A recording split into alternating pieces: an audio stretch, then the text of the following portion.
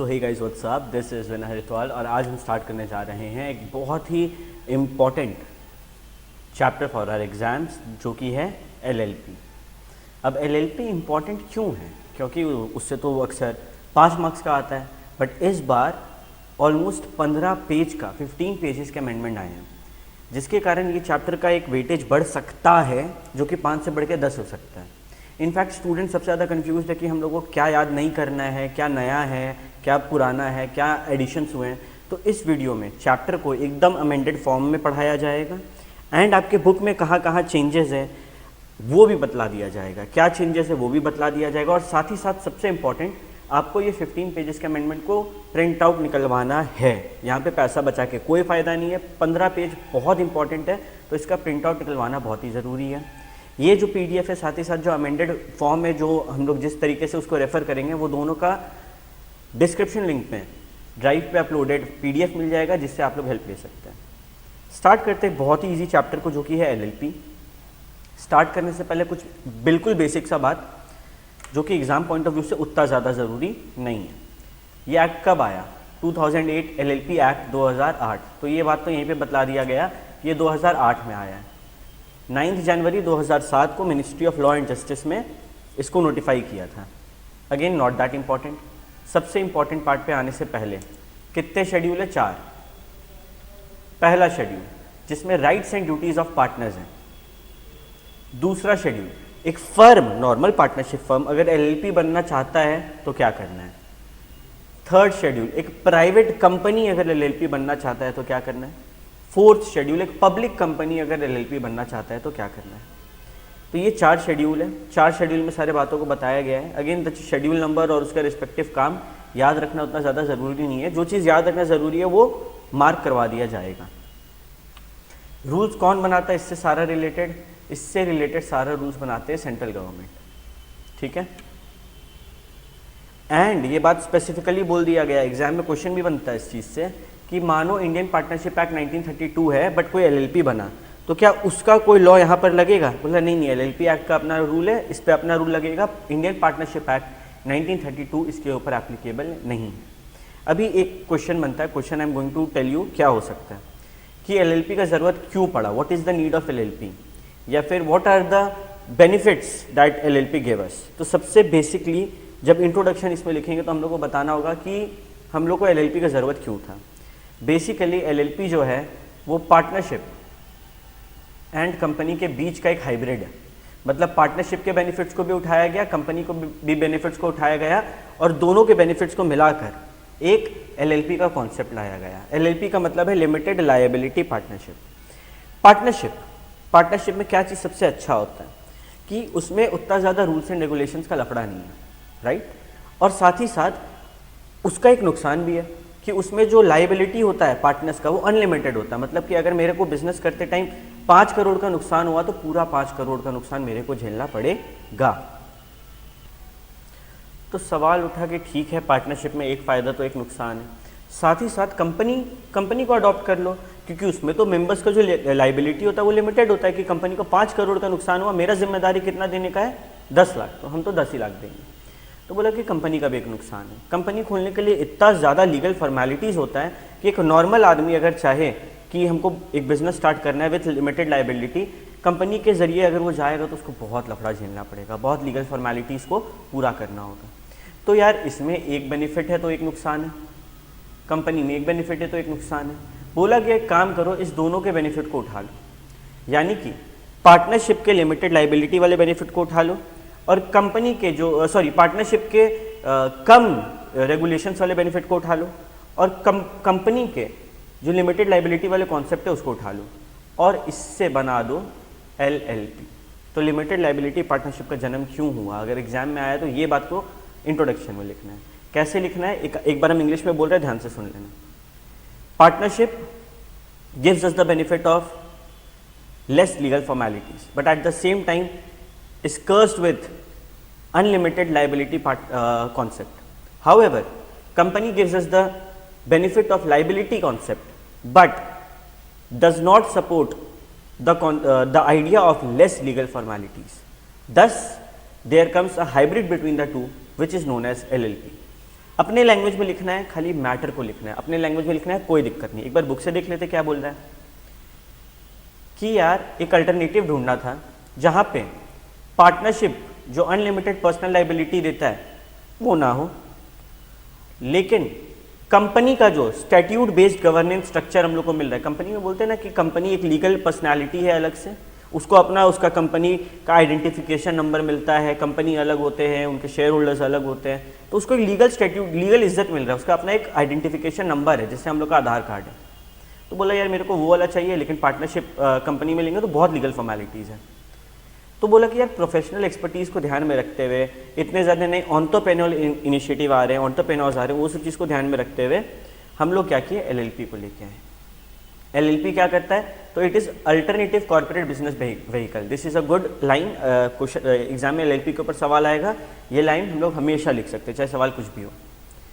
Benefits देता है किसका, लिमिटेड लाइबिलिटी का, बट साथ ही साथ अलाउ करता मेंबर को फ्लेक्सिबिलिटी कि इंटरनल स्ट्रक्चर में चेंजेस ले आए, ज़्यादा लीगल फॉर्मेलिटीज़ के द्वारा जाने की ज़रूरत नहीं है।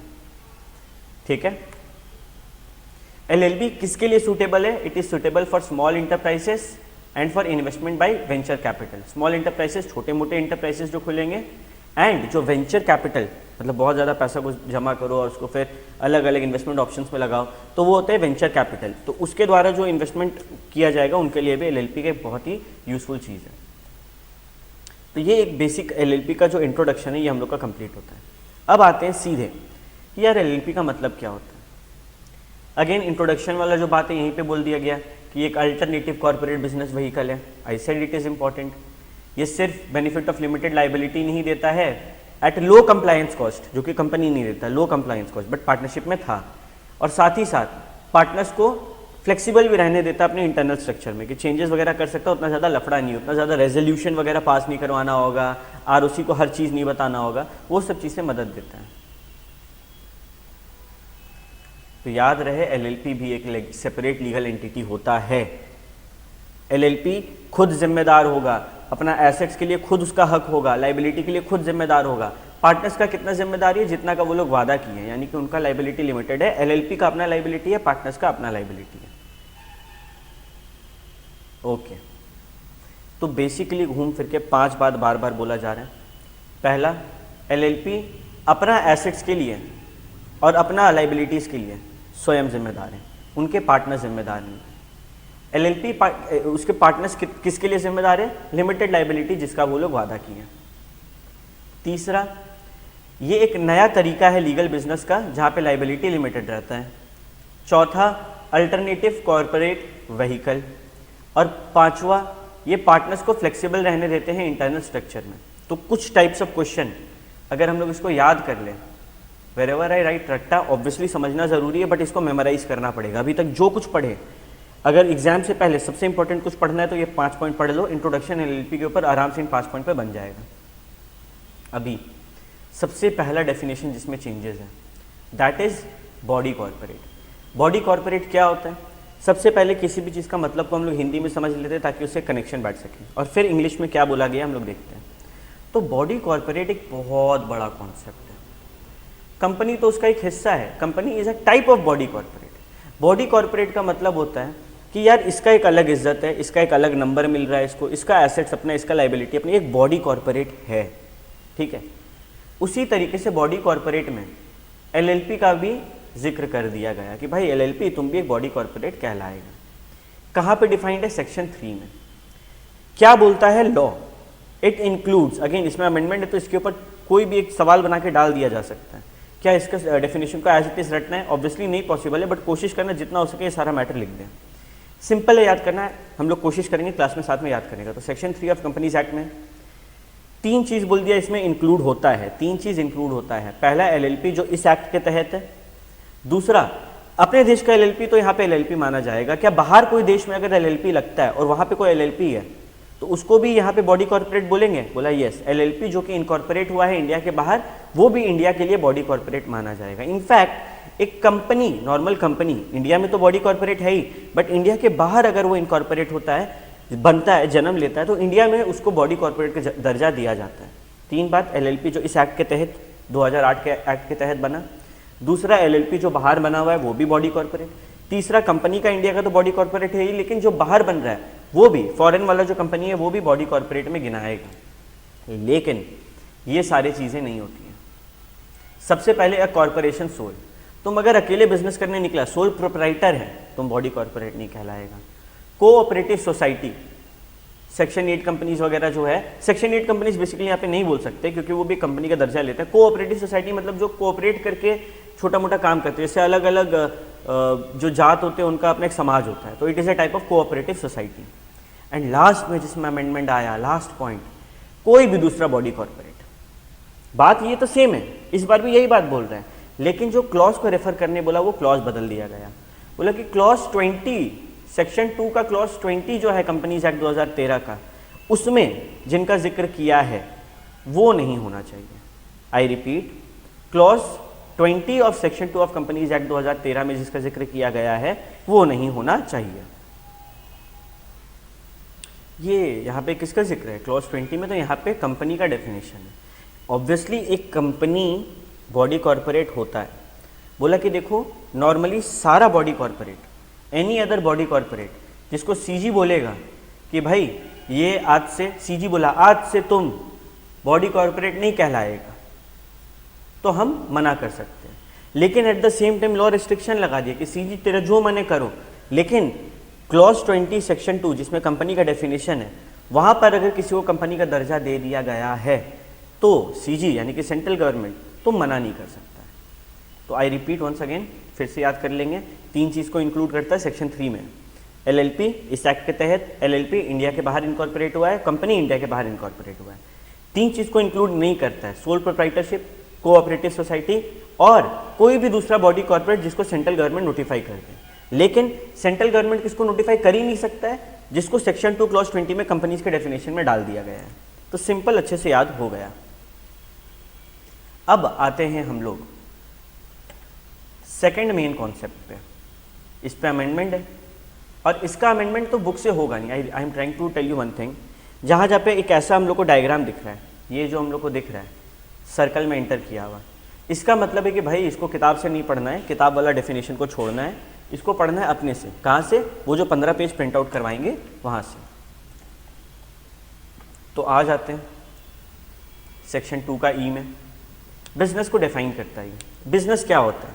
अगर हम कोई ट्रेड कर रहे हैं, सामान का लेन देन कर रहे हैं, या फिर कोई प्रोफेशन, चार्टर्ड अकाउंटेंट है, डॉक्टर है, इंजीनियर है, या फिर कोई सर्विस दे रहे हैं, जॉब वगैरह कर रहे हैं। बोला कि यार बिजनेस में तीनों को इंक्लूड करते हैं। बिजनेस में तीनों इंक्लूडेड है। क्या क्या तीनों? Trade, profession, service. साथ ही साथ ऑक्यूपेशन भी इंक्लूडेड है। मोची जो है उनका ऑक्यूपेशन है वो भी इंक्लूडेड है। लेकिन यहाँ पे पिछले बार कोई एक्सेप्शन नहीं था, यहाँ पे एक एक्सेप्शन लाया गया। कोई भी एक्टिविटी जिसको सेंट्रल गवर्नमेंट बोलेगा कि तुम बिजनेस नहीं कहलाएगा, सेंट्रल गवर्नमेंट के हाथ में पावर नहीं था लॉ के नज़रिए में, तो इस बार सेंट्रल गवर्नमेंट बोला सुन, हम एक क्लॉज एंटर कर रहे हैं कि अगर मेरा मन करे कि तुम बिजनेस नहीं कहलाना चाहिए तो हम ये बात बोल सकते हैं। तो सिंपली डेफिनेशन सेम है। 4 टाइप का होता है, trade, profession, service, occupation, except कोई भी ऐसा एक्टिविटी जिसको सीजी नोटिफिकेशन के द्वारा एक्सक्लूड कर दे कि आज से तुम बिजनेस नहीं कहलाया जाएगा। तो बिजनेस का डेफिनेशन भी सिंपल है। साथ ही साथ एक बहुत ही इंपॉर्टेंट नया कॉन्सेप्ट आया है, न्यूली इंसर्टेड है और वेरी वेरी इंपॉर्टेंट है। डायरेक्ट सवाल आ सकता है फॉर श्योर, मई 23 नहीं तो नवंबर 23 या फिर आने वाले एग्जाम्स में इसका जिक्र हो सकता है। What is small LLP? Small LLP बताया गया कि देख यार ये एक टाइप का एलएलपी ही होता है। Small LLP is a type of LLP. अभी इस डेफिनेशन को याद करने का ट्रिक पहले समझ लेते हैं, उसके बाद इसके इंग्लिश से डील करेंगे। 3 बात बोला है स्मॉल एलएलपी में, 3 बात बोला है।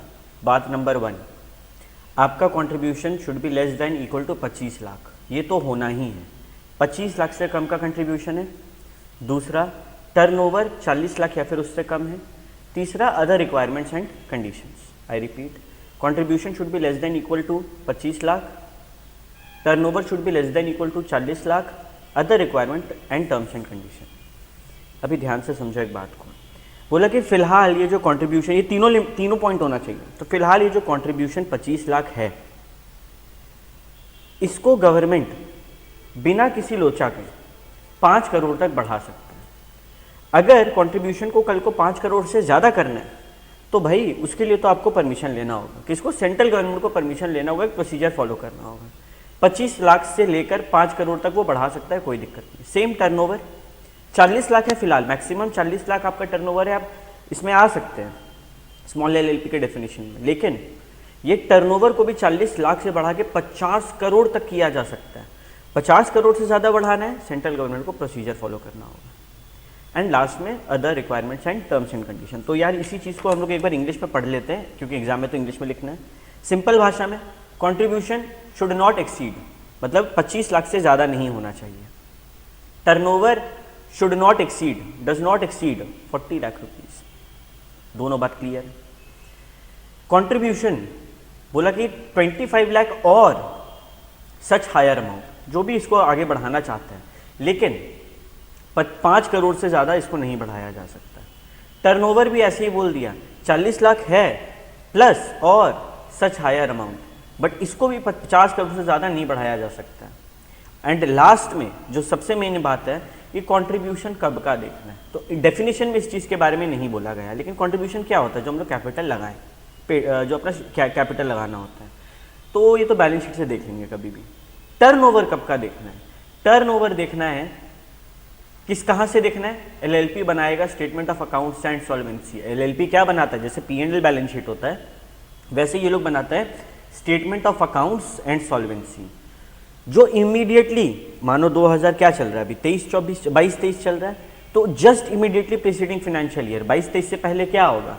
21-22, उस ईयर का statement of account and solvency वाला उठा लो, उसमें जो भी टर्नओवर है उसके बेसिस पे आपको एलएलपी, स्मॉल एलएलपी में गिना जाएगा कि नहीं, ये बता रहा है। तो अब इस डेफिनेशन को एक बार लास्ट टाइम रिवाइज करते हैं। स्मॉल एलएलपी क्या होता है? बोला जिसका कंट्रीब्यूशन 25 लाख तक है और such higher amount up to 5 crore or as may be prescribed. Turnover maximum 40 lakh up to 50 crore or any other number as may be prescribed. Turnover कब का देखना है? इमीडिएटली प्रीसीडिंग फाइनेंशियल ईयर का। कहाँ से देखेंगे? Statement of accounts and solvency से देखेंगे। एंड लास्ट में other requirements and terms and conditions. यार इसी के साथ हम लोग का ये जो स्मॉल एलएलपी का कॉन्सेप्ट है फटाफट याद हो गया। चाहो तो वीडियो को पॉज करो, हाथों हाथ याद कर लो, टेंशन खत्म। अगला डेफिनेशन, डेजिग्नेटेड पार्टनर। अरे ये डेजिग्नेटेड पार्टनर कौन होता है? इसमें भी डेफिनेशन में चेंजेस है। क्या चेंजेस है आओ देखते हैं। सबसे पहले डेजिग्नेटेड पार्टनर देखो, जैसे कंपनी में शेयर होल्डर वोट करके एक बंदा अपॉइंट करते हैं, कंपनी कैसे चलेगा वो बंदा, डायरेक्टर, बोर्ड ऑफ डायरेक्टर, वो लोग डिसाइड करेगा। उसी तरीके से पार्टनरशिप का जितना भी लीगल फॉर्मेलिटी है, जगह जगह साइन करना, मेन सारा काम करना, डेजिग्नेटेड पार्टनर करके कॉन्सेप्ट है। यानी कि अपने पार्टनर्स में से एक बंदा को डीपी बना दो और वो बंदा सारा लीगल फॉर्मेलिटीज देखेगा। बोला देख, अगर तुम एक एलएलपी है तो कम से कम एक लौता डेजिग्नेटेड पार्टनर से चलेगा कि नहीं? बोले कम से कम मिनिमम 2 डेजिग्नेटेड पार्टनर चाहिए। क्या है? मिनिमम है, ठीक है।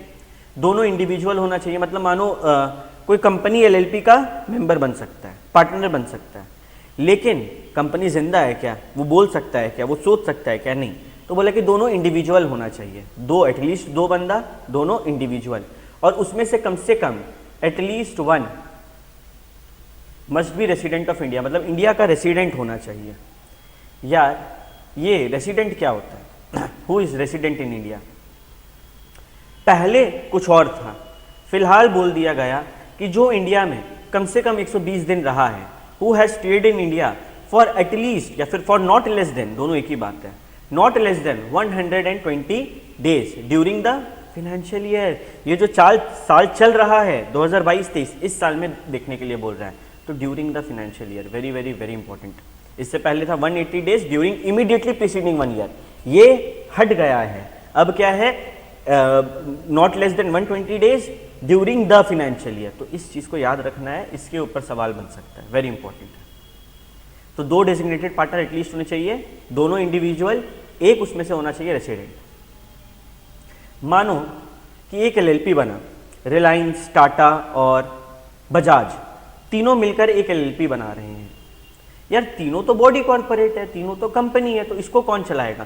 बोले कि तुम लोग तीनों अपने में से 2 आदमी को भेजो अपने मर्जी से, आपसी सहमति से 2 इंडिविजुअल्स को भेजो जो पार्टनर्स में भी गिनाएंगे एलएलपी का, और उनको मतलब वो बॉडी कॉर्पोरेटिव का नॉमिनी है, वही लोग भेज रहे हैं, बट वो लोग डेजिग्नेटेड पार्टनर का काम करेंगे, क्योंकि बॉडी कॉर्पोरेट तो पार्टनर डीपी बन ही नहीं सकता है, वो तो सिर्फ पार्टनर बन सकता है। डीपी तो इंडिविजुअल होने चाहिए, 2 जिसमें से एक कम से कम रेसिडेंट इन इंडिया होना चाहिए।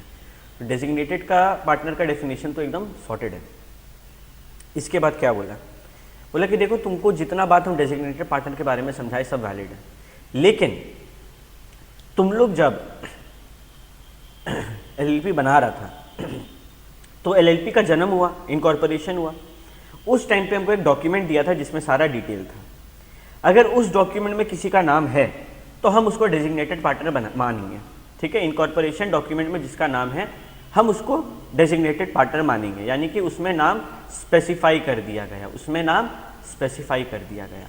या फिर बहुत बार ना उस डॉक्यूमेंट में बोल देता है कि देख भाई 5 पार्टनर है, 5 को 1-1 साल में मौका मिलना चाहिए, तो time to time each partner को मौका मिलना चाहिए। अगर ये बात बोला है इनकॉर्पोरेशन डॉक्यूमेंट में तो उस बात को मानेंगे। लॉ बोलता है देख हम तुमको पूरा कहानी समझा दिए, परंतु इस चीज को अब हम लोग को आगे लेके जाना है। पहले किताब से पढ़ लेते हैं। बोला कि incorporation subject to the provisions, यानी कि ये जो प्रोविजंस है ये सब्जेक्टेड है, मतलब पहले किसको देखेंगे हम, इनकॉर्पोरेशन डॉक्यूमेंट को देखेंगे। इनकॉर्पोरेशन डॉक्यूमेंट में 2 चीज़ होगा, या तो स्पेसिफाई कर दिया डेजिग्नेटेड पार्टनर कौन है, या फिर स्टेट कर दिया, बतला दिया कि ईच ऑफ द पार्टनर्स को टाइम टू टाइम मौका मिलेगा डेजिग्नेटेड पार्टनर बनने का। अब दूसरा पॉइंट बोलता है, ये ऊपर वाला खत्म, इसके अलावा मतलब इसके साथ ही साथ any one can become and cease to become partner as per LLP agreement. Agreement बोल दिया इसको पार्टनर बनना है तो बन जाएगा डेजिग्नेटेड पार्टनर। एलएलपी बोल दिया आज से एडीपी नहीं होगा, नहीं होगा, यानी कि एग्रीमेंट का चलेगा। क्या इसको एज इट इज याद करना है? नहीं, दिमाग में रख लो, स्टोरी बना के काफ़ी है। एग्जाम में इसके ऊपर कुछ भी क्वेश्चन आएगा तो हम लोग कहानी लिख के आ सकते हैं। स्टोरी क्या है? सिंपल सा स्टोरी है। ये देखो भाई, अगेन पूरा चीज़ को याद करा रहे क्लास में। सेक्शन 7 डीपी क्या क्या है? सबसे पहले एटलीस्ट 2 डीपी होने चाहिए, जिसमें से एक रेसिडेंट इन इंडिया होना चाहिए, दोनों इंडिविजुअल होने चाहिए। क्या कोई बॉडी कॉर्पोरेट बन सकता है? नहीं, सारे बॉडी कॉर्पोरेट है तो दो बंदा को अपॉइंट करके भेजो, वो लोग पार्टनर भी बनेगा और फिर डीपी बनाया जाएगा उनको।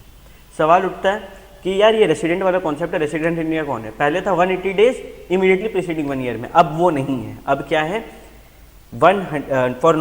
He must stay in India for a period of not less than 120 days during the financial year. इसके बाद क्या बोला? बोला कि जितना कहानी बोले ये सब्जेक्ट है किसका? इनकॉर्पोरेशन डॉक्यूमेंट का। यानी कि इनकॉर्पोरेशन डॉक्यूमेंट में या तो बोल सकता है स्पेसिफाई कर देगा कौन डीपी है, या फिर बोल देगा टाइम टू टाइम ये बंदा को डीपी बनना है कि नहीं बनना, तो उस हिसाब से भी माना जाएगा। साथ ही साथ में ये भी बोल दिया कि अगर एलपी एग्रीमेंट में बोल दिया कि मिस्टर एक्स डीपी नहीं बन सकता या फिर मिस्टर वाई ही डीपी कहलाएंगे, तो उस बात को माना जाएगा। यानी कि any one can become and cease to become as designated partner as per LP agreement. तो यहाँ तक तो कहानी एकदम क्लियर है। फिर डेजिग्नेटेड पार्टनर से रिलेटेड क्या है बोला गया? बोला गया कि देखो भाई, तुम जिसको भी डीपी बनाएगा उसका रिटन प्रायर कंसेंट होना ज़रूरी है। यानी कि उनका लिखित में मंजूरी कि हाँ हम अपनी मर्जी से डेजिग्नेटेड पार्टनर बनने को तैयार है, सारी जिम्मेदारियों को संभालने के लिए तैयार है, ये एक पेपर में लिखित होना चाहिए। ठीक है।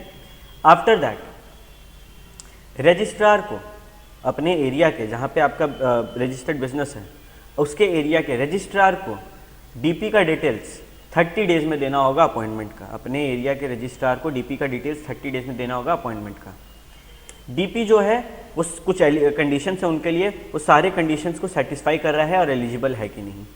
इनफैक्ट पहले क्या था कि कंपनी के जो डायरेक्टर बनते हैं, जो बंदा कंपनी का सारा मैनेज करता है, उनको लेना पड़ता था DIN, डायरेक्टर्स आइडेंटिफिकेशन नंबर।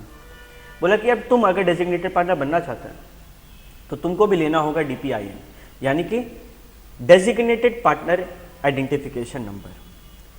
वहाँ पे कंपनी में भी और एलएलपी में भी कौन देता है ये नंबर? सेंट्रल गवर्नमेंट को तुम अप्लाई करेगा, वो देगा। इससे रिलेटेड सेंट्रल गवर्नमेंट को कैसे अप्लाई करना है, क्या माथापच्ची है, क्या रूल्स एप्लीकेबल है, नहीं है, सब दिया गया है सेक्शन 153 से 159 में। आई रिपीट, डीपिन लेना पड़ेगा सेंट्रल गवर्नमेंट को अप्लाई करके, और कैसे अप्लाई करेंगे, कैसे मिलेगा, क्या करना है, नहीं करना है, कहाँ दिया गया? 153 से 159 में। क्या हम लोग के सिलेबस में पूरा चीज़ पढ़ना? अभी नहीं है, फाइनल में आएगा। तो यहाँ तक का कहानी कंप्लीट। इसी के साथ जो डेजिग्नेटेड पार्टनर का कॉन्सेप्ट है हम लोग अच्छे से कर चुके हैं। अब आगे बढ़ते हैं। सिंपल चीज़ है। अब एंटिटी मतलब बॉडी कॉर्पोरेट और कुछ सेक्शंस का जिक्र किया, बिल्कुल इंपॉर्टेंट नहीं है। फाइनेंशियल ईयर जो एलएलपी अपना माने, यानी कि फर्स्ट डे ऑफ अप्रैल से 31 मार्च, उतना इम्पॉर्टेंट नहीं। सवाल उठता है, अगर एलएलपी मानिए आप बोल रहे हैं 1 अप्रैल से 31 मार्च, एलएलपी तो साल के बीच में ही बन सकता है, इनकॉर्पोरेट हो सकता है। बोला किसी भी साल में अगर एलएलपी बीच में बन रहा है, मानो 5 दिसंबर को बन रहा है, तो उसके लिए फाइनेंशियल ईयर होगा 5 दिसंबर से, यानी कि जब से वो बना तब से लेकर 31 मार्च, और उसके बाद नॉर्मल रूटीन चलेगा। आई रिपीट, आज मानो आज बन रहा है 5 दिसंबर को कोई बंदा एलएलपी बना रहा है, तो वो कब से कब तक चलेगा? 5 दिसंबर से 31 मार्च इस साल का, और फिर अगले साल से नॉर्मल 1 अप्रैल से 31 मार्च, फिर 1 अप्रैल से 31 मार्च, इस तरीके से चलेगा। Not that important. Foreign LLP यानी कि वो एलएलपी जो बाहर कहीं एलएलपी बना था। एलएलपी क्या होता है पूरा पढ़ चुके, फालतू यहाँ से देखना। एलएलपी एग्रीमेंट, कौन बंदा पार्टनर है, किसका कितना शेयरिंग होगा, कैसे क्या होगा, वो एक एग्रीमेंट बनता है। तो ये एलएलपी एग्रीमेंट होता है जो कि रिटर्न इन नेचर होता है, जिसमें क्या होता है? म्यूचुअल राइट्स एंड ड्यूटीज़ होता है। इतना याद रखना, एलएलपी एग्रीमेंट में क्या होता है? पार्टनर्स के बीच में जो भी राइट्स एंड ड्यूटीज़ का बात हुआ है वो उसमें लिखा रहता है। पार्टनर कौन? जो एलएलपी में पार्टनर है। तो जितना बात हम लोग अमेंडमेंट में देखे वो इंपॉर्टेंट है, उसके अलावा यहाँ पे अगर हम कुछ टिक नहीं कर रहे तो वो इंपॉर्टेंट नहीं है। इंडियन पार्टनरशिप एक्ट नहीं लगेगा, नहीं लगेगा, नहीं लगेगा, बहुत बार पढ़ चुके हैं। अब आते हैं कि भैया ये पार्टनर्स कौन होते हैं। सेक्शन 5 में पार्टनर्स के बारे में बताया गया है, ये होता कौन है? बोला कि देखो नॉर्मल कोई बंदा इंडिविजुअल पार्टनर बन सकता है, साथ ही साथ और कोई बॉडी कॉर्पोरेट, हम लोग पढ़ते हुए हैं ना बॉडी कॉर्पोरेट कौन कौन होते हैं, वो लोग भी एलएलपी में पार्टनर माने जा सकते हैं। मतलब क्या फॉरेन में जो एलएलपी बना या फिर फॉरेन में जो कंपनी बना वो इंडिया में अपना किसी और बंदा के साथ मिलकर एलएलपी खोल सकता है? क्या एप्पल कंपनी जो वहाँ पे बना हुआ है इंडिया में किसी और कंपनी के साथ मिलके, मानो टाटा के साथ मिलके कोई एलएलपी बना सकती है? आटा एलएलपी करके? हाँ बना सकती है। An individual shell not be capable of becoming a partner. एक इंडिविजुअल पार्टनर कब नहीं बनेगा? अरे भाई ये तो इंपॉर्टेंट है। क्या बोल रहा है? एक इंडिविजुअल पार्टनर कब नहीं बन सकता है? सबसे पहले अगर वो दिमागी तौर पे अनसाउंड हो चुका है। कोर्ट बोला ये बात को, हम लोग के बोलने से नहीं होगा, पूरा बात ज़रूरी है। बोला गया कि वो जो है अगर अनसाउंड माइंड का हो गया, जो कि कोर्ट डिक्लेयर कर रहा है, कोर्ट कहाँ का? कहीं का भी नहीं, कंपीटेंट कोर्ट होना चाहिए। तो अगर कोई कंपीटेंट जुरिस्डिक्शन का कोर्ट ये डिक्लेयर कर रहा है कि this person is of unsound mind, वो बंदा बॉडी कॉर्पोरेट का एलएलपी का पार्टनर नहीं बन सकता है।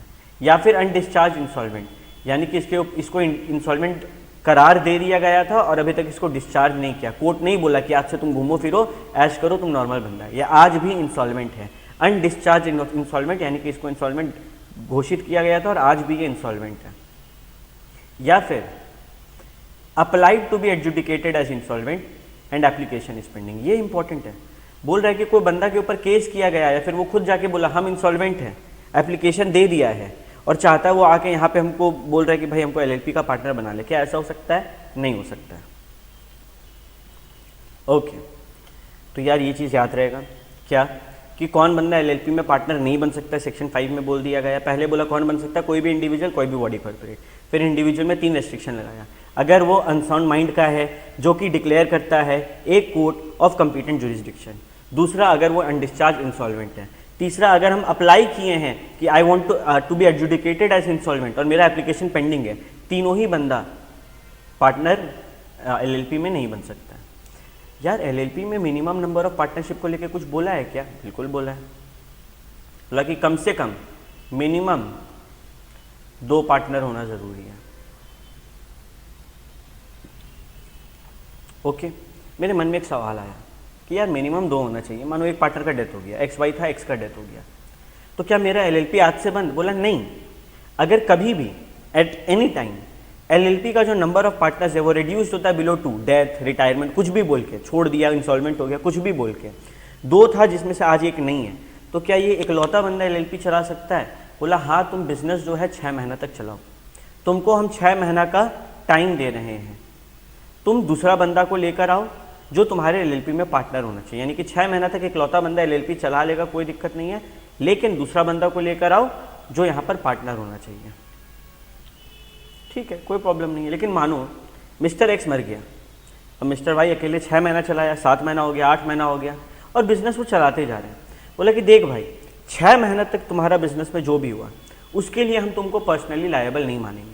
यानी कि मानो इस 6 महीने के दौरान 20 लाख का लोन लिया है, एलएलपी पे नहीं कर पा रहा है, हम पर्सनली लायबल नहीं है। लेकिन 6 महीने के बाद जो भी कांड होगा, 6 महीने के बाद एक 10 लाख का लोन और लिया गया, तो उसके लिए तुम लायबल होगा। आई रिपीट वंस अगेन, 2 बंदा था, 1 बंदा चला गया, 6 महीना तक तुम बिजनेस करो, कोई दिक्कत नहीं। वो उस टाइम तक, उस 6 महीने के दौरान जो तुमको एक नया पार्टनर लेके आना है, और उस टाइम तुम जो भी करेगा एलएलपी का लोचा है। लेकिन उस 6 महीना के टाइम के बाद तुम कुछ भी करता है एलएलपी के द्वारा, तुम पर्सनली लायबल माना जाएगा। एट एनी टाइम अगर एलएलपी का नंबर इज रिड्यूस्ड बिलो 2, तो LLP can carry on business for a period of 6 month. एक लौता बंदा, only partner can do this. However after दो 6 मंथ, वो 6 मंथ पार हो गया है, and you have the knowledge, 2 बात बोला, पहला बोला 6 मंथ पार हो गया और तुमको पता है इस चीज को 6 महीना पार हो गया, मेरे को ऐसा ऐसा काम करना है, तो उसके बाद तुम you will be personally liable for obligations of LLP incurred during that period. 6 महीना के बाद वाला पीरियड के लिए तुम लायबल पर्सनली माना जाएगा।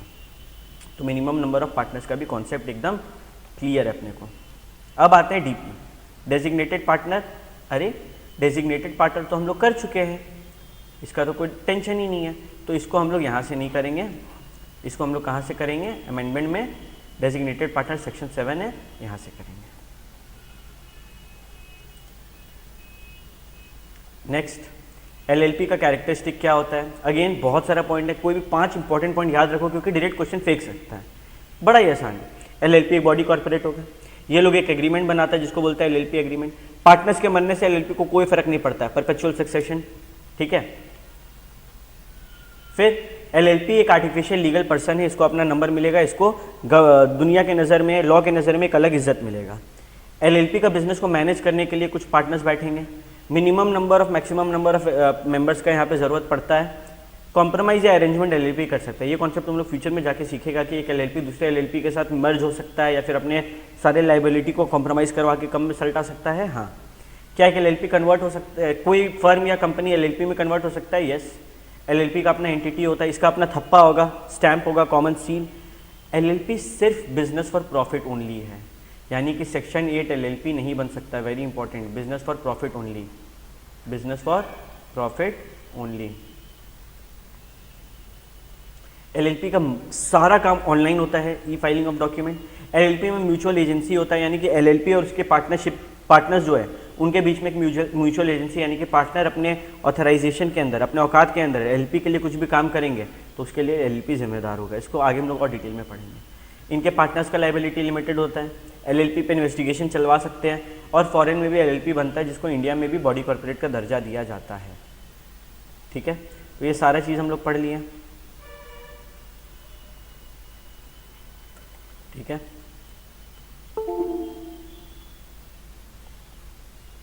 एलएलपी में कौन मैनेज करता है बिजनेस? डेजिग्नेटेड पार्टनर, हम लोग इसके बारे में पढ़े हैं। क्या है, कॉमन सील रखना जरूरी है? नहीं, अगर आप डिसाइड करते हैं तो आप रख सकते हैं, मैंडेटरी नहीं है, नॉट मैंडेटरी। क्या ये एक आर्टिफिशियल लीगल पर्सन है, तो मेरे को ये बताओ कि इसका जन्म कैसे होता है? लीगल प्रोसेस के द्वारा। और इसको मारा भी कैसे जाएगा? लीगल प्रोसेस के द्वारा।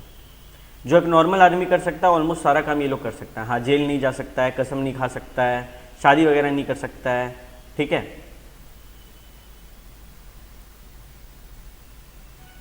ओके।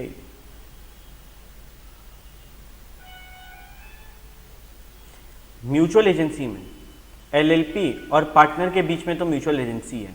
क्या 2 पार्टनर के बीच में म्यूचुअल एजेंसी होगा? मतलब पार्टनर 1 जो करेगा अपने ऑथराइजेशन के अंदर में कोई डिसीजन लेगा तो पार्टनर 2 उससे बाउंड होंगे। ऑब्वियसली अगर वो एलएलपी सफ़र करेगा तो पार्टनर भी करेगा। तो जॉइंट लाइबिलिटी जो एक पार्टनर का गलत हरकत के कारण हो, दूसरे पार्टनर भी उससे अफेक्ट होते हैं। लेकिन लीगली बोल दिया गया कि एलएलपी को जिम्मेदार होंगे। मतलब ये पार्टनर 1 आके बोल रहा है पार्टनर 2 को पैसा दो, नहीं, हम एलएलपी को पैसा देंगे, तुम एलएलपी से समझो। No one partner can bind the other partner by his act. हम तुमको अपना हरकत से रोक नहीं सकते, हम एलएलपी से समझेंगे। इस चीज को ध्यान में रखना बहुत जरूरी है। Okay, minimum number of partners 2 individual होने चाहिए, जिसमें से एटलीस्ट 1 इंडिया का रहने वाला होना चाहिए। मैक्सिमम नो लिमिट, मिनिमम 2, दोनों इंडिविजुअल होने चाहिए।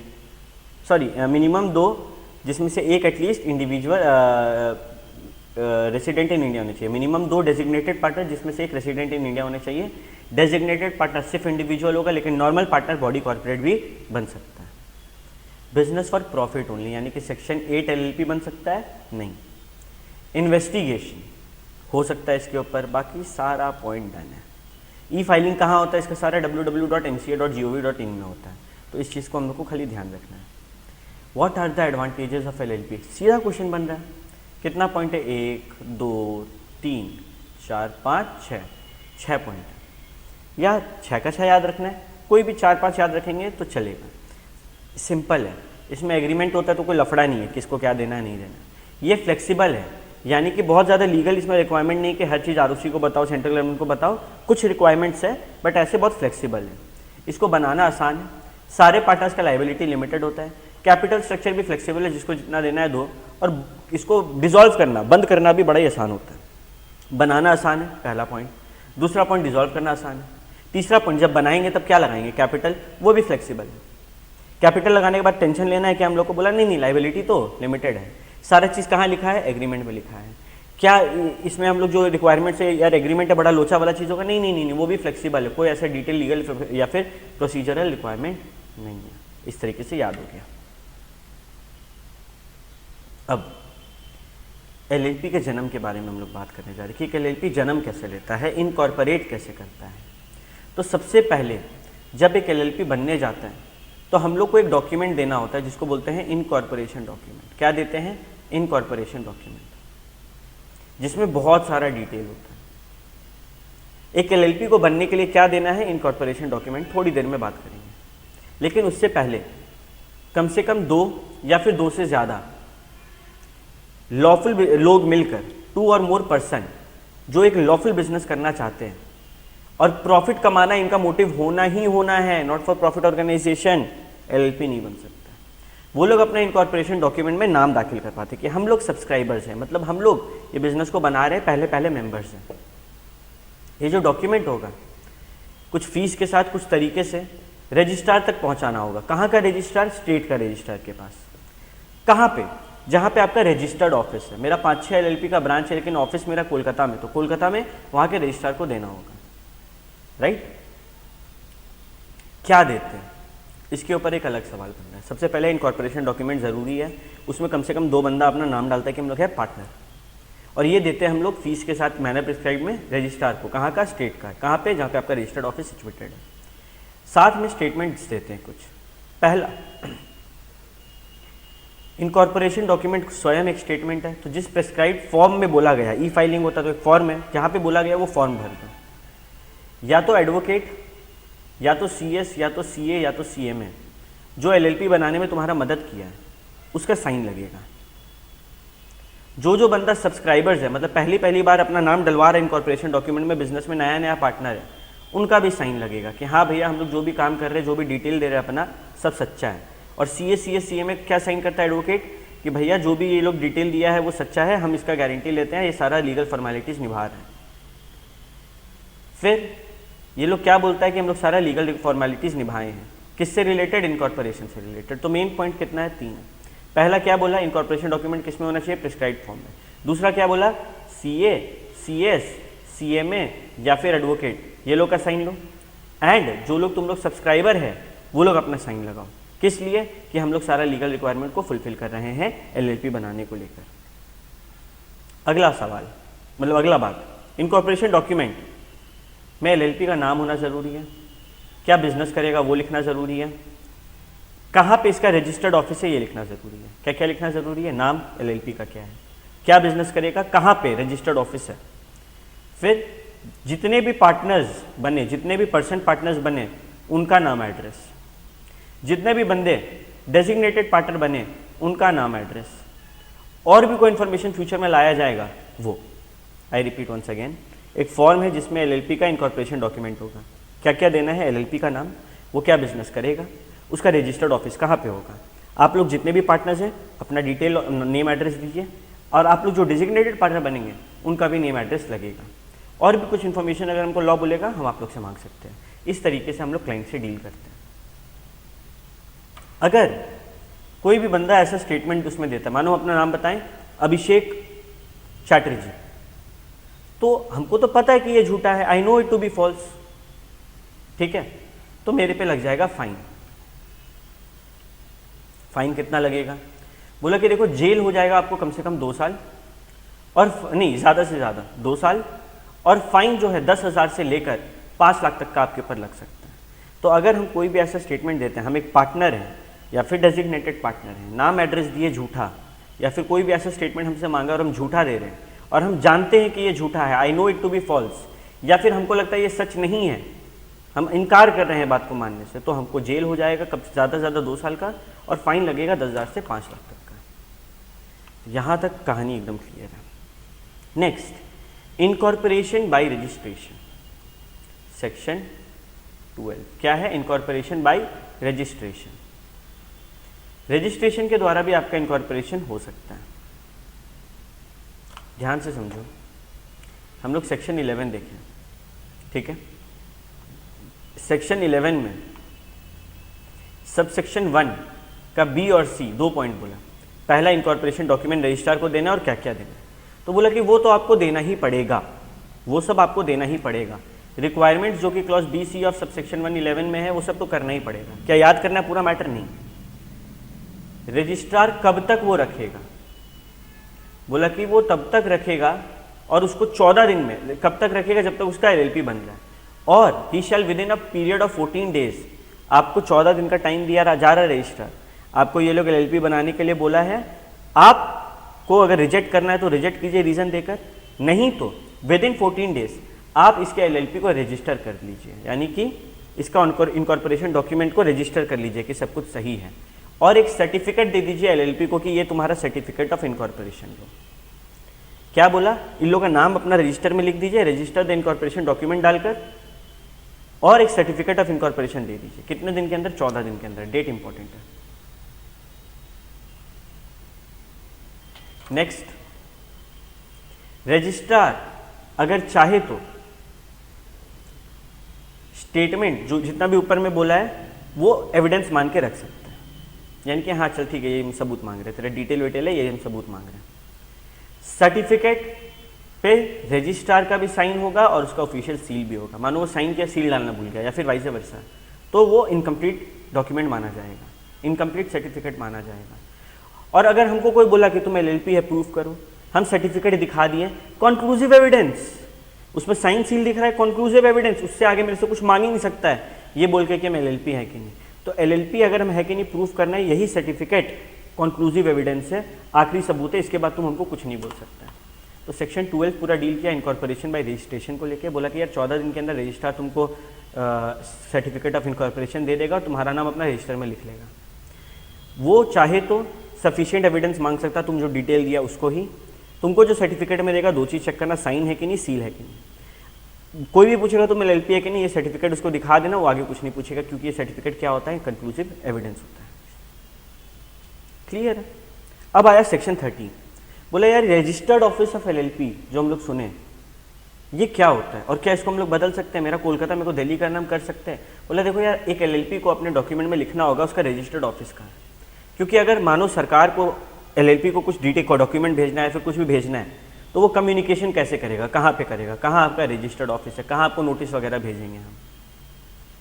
एलएलपी उसके पार्टनर, उसके डेजिग्नेटेड पार्टनर को पोस्ट के द्वारा नोटिफिकेशन भेजा जाता है, डॉक्यूमेंट्स भेजा जाता है, और वो पोस्ट, याद समझना इस बात को बड़े ध्यान से, कि अगर सरकार को या फिर किसी भी इंसान को, नॉर्मल इंसान को भी एलएलपी को कुछ कम्युनिकेट करना है तो वो उसका रजिस्टर्ड ऑफिस में करेगा।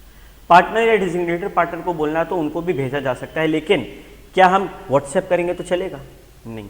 बोला कि सर्टिफिकेट ऑफ पोस्टिंग या फिर रजिस्टर्ड पोस्ट या फिर कोई भी अदर मीन्स, यानी कि प्रूफ ऑफ डिलीवरी होना चाहिए। तो जनरली 2 चीज़ बोलता है, certificate of posting and registered post, ये दोनों में से कोई भी एक तरीके से तुम भेज दो उनके रजिस्टर्ड ऑफिस पे, माना जाएगा एलएलपी पार्टनर, डेजिग्नेटेड पार्टनर सबको मिल गया है। एलएलपी क्या अपना रजिस्टर्ड ऑफिस को चेंज कर सकता है? बिल्कुल कर सकता है। रजिस्ट्रार को नोटिस दे दो कि तुमको चेंज करने का मन है और तुम चेंज कर सकता है। नोटिस कैसे देंगे? एक फॉर्म बोलते हैं, उसमें दे दो, जिस तरीके से फीस वीस को कुछ मांग रहा है तो दे दो, कुछ कंडीशन या कुछ सबूत मांग रहा है तो वो भी दे सकता है। तो क्या चेंज कर सकता है, हाँ किसको बोलेंगे, रजिस्ट्रार को बोलेंगे। साथ में 2-3 छोटा बात लिखना है, जिस फॉर्म में बोला दे दो, जिस मैनर में बोला दे दो, और जो कंडीशन इंप्लाई करेगा मान लो।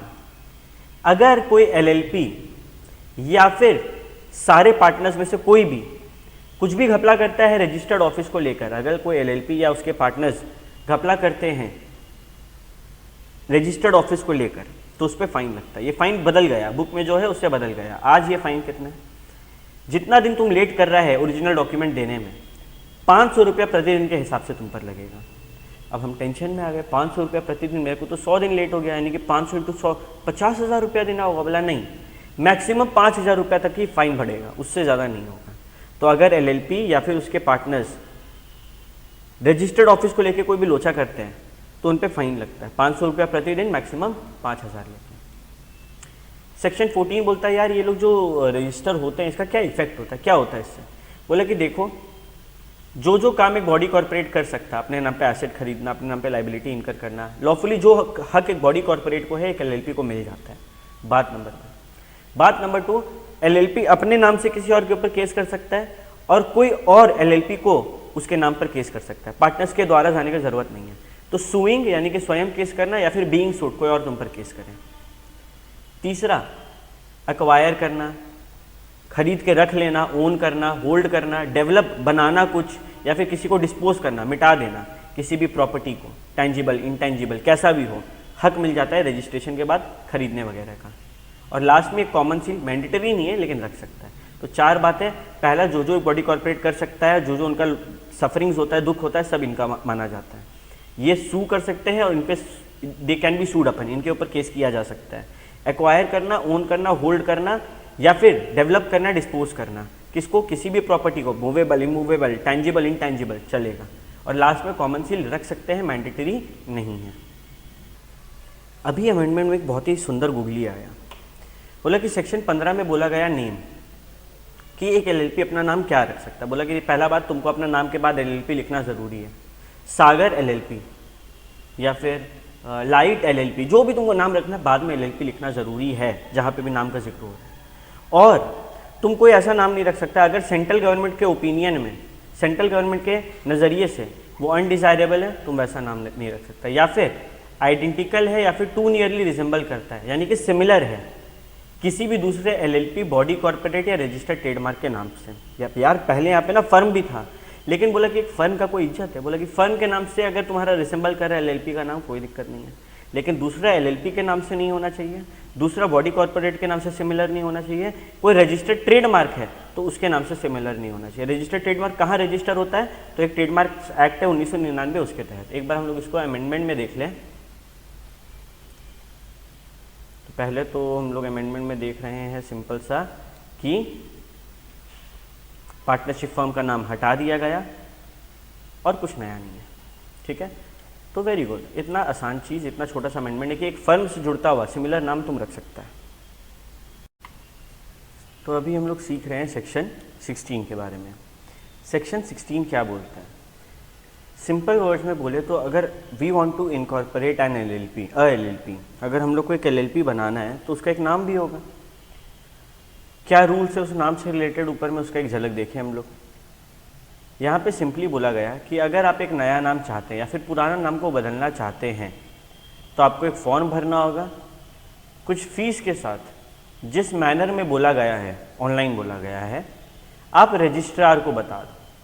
अगर प्रपोज्ड एलएलपी का नाम को रिजर्व करवाना है या फिर नाम बदल रहे और कोई नया नाम देना है, तो अब मेरा नाम मानो हमको रखना है रमेश एलएलपी, तो उस सीन में क्या होगा कि अगर आप एलएलपी रजिस्ट्रार को बोलेंगे मेरे को ये नाम रखना है, तो रजिस्ट्रार आपको 3 महीने का टाइम देगा। ठीक है, रजिस्ट्रार 3 महीने का टाइम देगा। कब, पहले वो चेक करेगा फॉर्म आया कि नहीं, फीस आया कि नहीं, सेंट्रल गवर्नमेंट जो रूल्स बोल रहा है कहीं नाम उसके विपरीत तो नहीं है, उसके मतलब उस कंडीशंस को ब्रीच तो नहीं करता है। अगर वो एक्सेप्ट कर रहा है नाम को, 3 महीने का टाइम है, 3 महीने के अंदर तुम सारा प्रोसेस कंप्लीट करके सर्टिफिकेट ऑफ इनकॉर्पोरेशन रजिस्ट्रार से ले लो। 3 महीने में सारा काम नहीं किया तो 3 महीने के बाद अगर इस 3 महीने में कोई भी बंदा आता है कि मेरे को रमेश एलएलपी के नाम से एलएलपी खोलना है, हम बोलेंगे नहीं अभी मत आओ। 3 महीना बाद अगर वो आता है तो हम उसको ये नाम दे देंगे, क्योंकि हम तुमको 3 महीने का टाइम दिए ना इनकॉर्पोरेट करने का, तो यहाँ पे हम लोग को क्लियर रखना है, नाम रिजर्व करने का मतलब होता है रजिस्ट्रार को बोल दो कि भैया फीस लो, फॉर्म लो, जिस मैनर में बोल रहे हैं हम तुमको अप्लाई कर रहे हैं, नाम को रिजर्व कर दो, 3 महीना के अंदर हम इनकॉर्पोरेट कर देंगे। नहीं करेंगे तो तुम बदल देना, मेरा नाम किसी और को दे देना, हमको कोई दिक्कत नहीं है। नेक्स्ट है सेक्शन नंबर 17। सेक्शन नंबर 17 क्या बोलता है? सेक्शन नंबर 17 बोलता है कि देख भाई, अगर आपका नाम किसी दूसरे एलएलपी कंपनी या फिर रजिस्टर्ड ट्रेडमार्क के सिमिलर है, के आइडेंटिकल है, से नियरली रिसेंबल करता है। आई रिपीट, ध्यान से समझो। अगर आप जो नाम प्रपोज किए हैं कि मेरा नाम एलएलपी का नाम ये रखना है, वो किसी और एलएलपी या फिर कंपनी या फिर रजिस्टर्ड ट्रेडमार्क से सिमिलर है, आइडेंटिकल है, नियरली रिसेंबल करता है, तो वहाँ पर वो आप नाम नहीं रख सकते। अगर मानो तुम्हारा नाम को चेंज करने का ज़रूरत आया तो सेंट्रल गवर्नमेंट के पास पावर है, वो बोलेगा इस एलएलपी का नाम आज से ये मतलब सेंट्रल गवर्नमेंट के पास पावर है टू चेंज द नेम। जब भी सेंट्रल गवर्नमेंट को हम लोग बोलते हैं कि सर हमको मेरा नाम चेंज करना है, उस टाइम पे सेंट्रल गवर्नमेंट ऑर्डर देता है कि आज से तुम अपना नाम बदल लो। ऊपर में क्या हुआ था अभी, यहाँ पर रिजर्वेशन ऑफ नेम था, ये वाला हिस्सा, तो रजिस्ट्रार को बोले।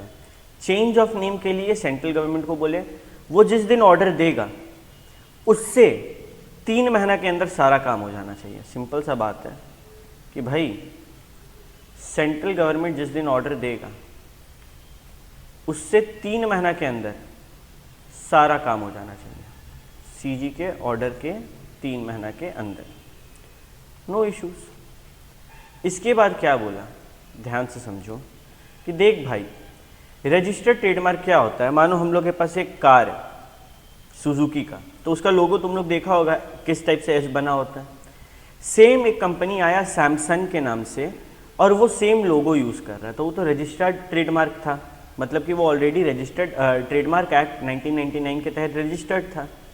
तो जो सुजुकी का ओरिजिनल ओनर है, जो प्रोप्राइटर या फिर जो भी मैनेजर है, उसके पास पावर है कि वो कंप्लेन करके सैमसंग का नाम बदलवा दे, लोगो बदलवा दे।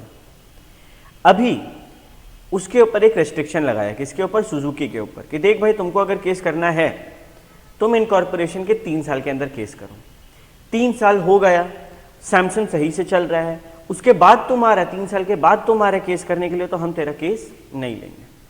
तो if an original proprietor of the registered trademark want to file a complaint against a copied trademark, then he must file that complaint within 3 years of incorporation of LLP।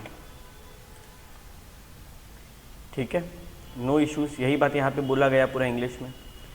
तो अगर steps का बात करें तो सबसे पहले हम लोग सेंट्रल गवर्नमेंट को बोले कि भाई नाम बदल लो। सेंट्रल गवर्नमेंट ऑर्डर देगा, 3 महीने के अंदर सब जगह से नाम बदलना है। अभी जिस दिन हमको सेंट्रल गवर्नमेंट ऑर्डर दिया, ठीक उसके 15 दिन के अंदर हम रजिस्ट्रार को बोलेंगे कि देख रजिस्ट्रार, तेरे पास सर्टिफिकेट ऑफ इनकॉर्पोरेशन है जो तुम मेरे को दिया था, हमको एक नया वाला दो, पुराना वाला नाम जो है वो मेरा बदल चुका है। तो चेंज इन नेम के लिए हम रजिस्ट्रार को बोलेंगे कि भैया हमको नया सर्टिफिकेट ऑफ रजिस्ट्रेशन दो। जब हम रजिस्ट्रार को बोलेंगे कितना दिन के अंदर? 15 दिन के अंदर। तो प्रूफ देना होगा, तो हम एक नोटिस दे रहे मेरा नाम बदलो, COI नया दो। साथ ही साथ रजिस्ट्रार बोलेगा हम तेरा क्यों सुने भाई? तुम बोलेगा अरे सेंट्रल गवर्नमेंट का ऑर्डर आया है इसीलिए बोल रहे हैं। तो नोटिस भी देना होगा और सेंट्रल गवर्नमेंट का ऑर्डर का कॉपी भी देना होगा रजिस्ट्रार को विदिन 15 डेज। अब जैसे ही रजिस्ट्रार तुम्हारा नाम बदलेगा, तुम्हारा COI में नाम बदल गया, सर्टिफिकेट ऑफ इनकॉर्पोरेशन में नाम बदल गया। अब इस दिन से विदिन 30 डेज, ये 15 दिन था यहाँ पे, अब इस दिन से विदिन 30 डेज तुम्हारा जो LLP एग्रीमेंट है वहाँ पे भी चेंजेस आ जाना चाहिए।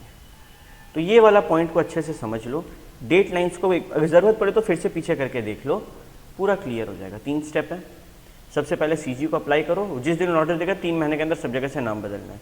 आज अप्लाई किए, आज हमको सीजी बोला कि तुम्हारा नाम बदल गया, जिस दिन सीजी का ऑर्डर आया उससे 15 दिन के अंदर नोटिस प्लस ऑर्डर का कॉपी दे दो रजिस्ट्रार को। रजिस्ट्रार नाम बदल दिया सीओआई में, विद इन 30 डेज के अंदर एलएलपी एग्रीमेंट में भी नाम बदल जाना चाहिए। कूल, ओके आगे बढ़ते हैं। अगर तुम कुछ भी गलती करता है तो क्या सेंट्रल गवर्नमेंट तुम्हारा नया नाम दे सकता है? मतलब वो खुद से तुम्हारा नामकरण कर रहा है, सीजी नामकरण कर सकता है? हाँ, if LLP is in default in complying with the directions of CG, CG कुछ बोला और एलएलपी नहीं सुना, तो central government has the power to allot a new name to the LLP. और सेंट्रल गवर्नमेंट जैसे ही एलएलपी का नया नया नामकरण करेगा, रजिस्ट्रार को वो नया नाम अपने रजिस्टर में लिखना होगा और उस नया नाम से सर्टिफिकेट ऑफ इनकॉर्पोरेशन देना होगा। फिर से सुनो, अगर एलएलपी डिफॉल्ट करता है, सेंट्रल गवर्नमेंट का डायरेक्शंस नहीं मानता है, तो सेंट्रल गवर्नमेंट के पास पावर है कि हम तेरा नया नामकरण करेंगे। सेंट्रल गवर्नमेंट अगर नया नाम तुमको देगा तो वो नया नाम रजिस्ट्रार को रजिस्टर में लिखना पड़ेगा और नया सर्टिफिकेट ऑफ इनकॉर्पोरेशन देना पड़ेगा। If there is any default, CG can allot a new name and the registrar is bound to enter the new name in the register and issue fresh certificate of incorporation. तो ये जो section 17 है, change of name, ये book से नहीं करना है, ये पूरा का पूरा अमेंडमेंट वाला जो हम लोग का शीट है उससे करना है, 15 पेज का। ओके,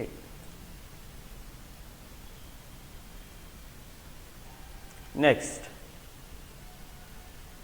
अगर हम लोग को इनकॉर्पोरेट करना है एलएलपी तो क्या स्टेप्स होते हैं? पहला स्टेप, एलएलपी बनाना है, ई फॉर्म 1 भरो। ई फॉर्म 1 क्या होता है? आपका एलएलपी का नाम का जो 3 महीने का रिजर्वेशन है, ई फॉर्म 1 भर के किया जाता है।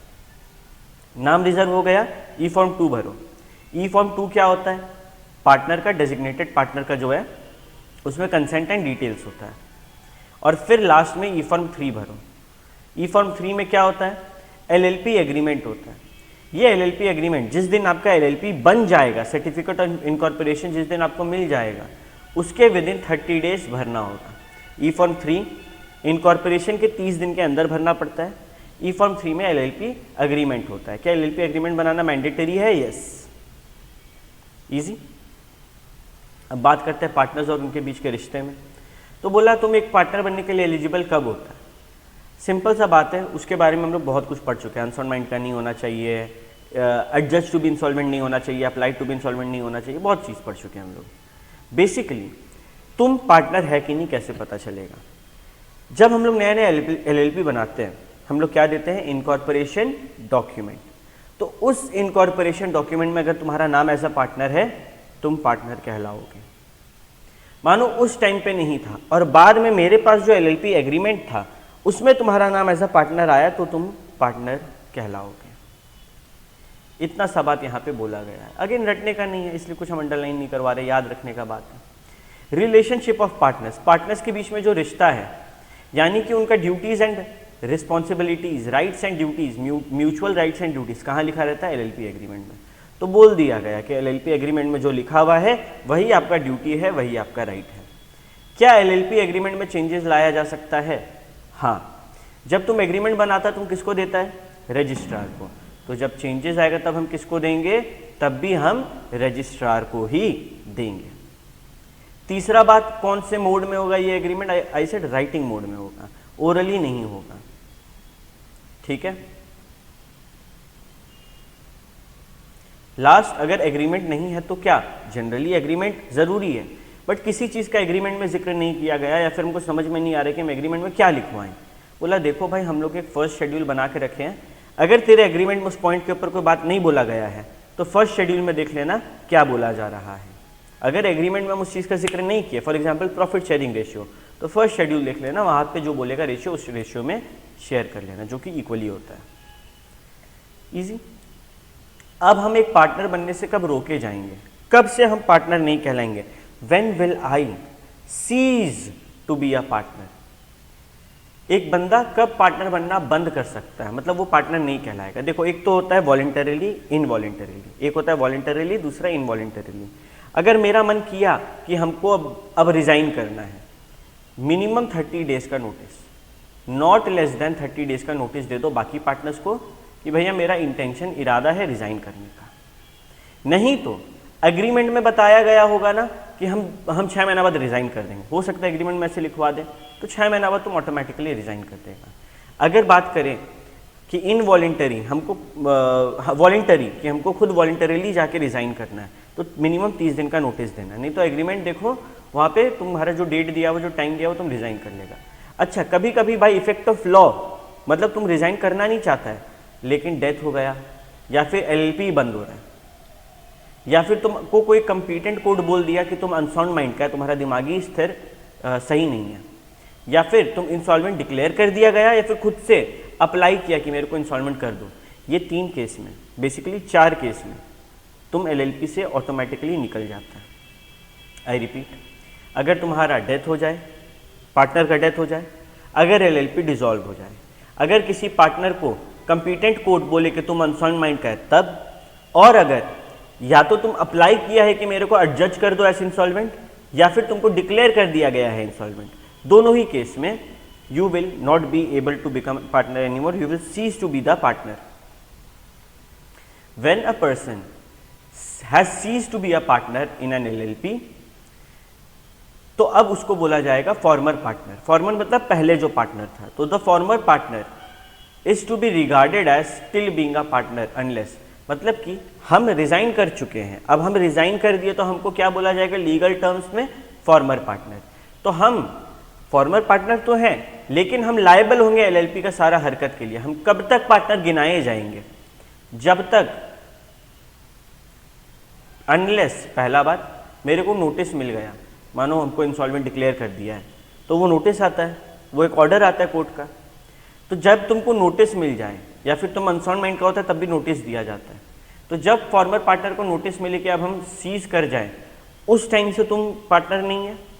या फिर फॉर्मर पार्टनर को नोटिस मिला, notice that the former partner has ceased to be a partner of the LLP has been delivered to the registrar, या तो वो नोटिस तुमको मिला या तो रजिस्ट्रार को मिला, दोनों में से किसी को भी पहले नोटिस मिल गया, तुम उस दिन से पार्टनर नहीं कहलाएगा।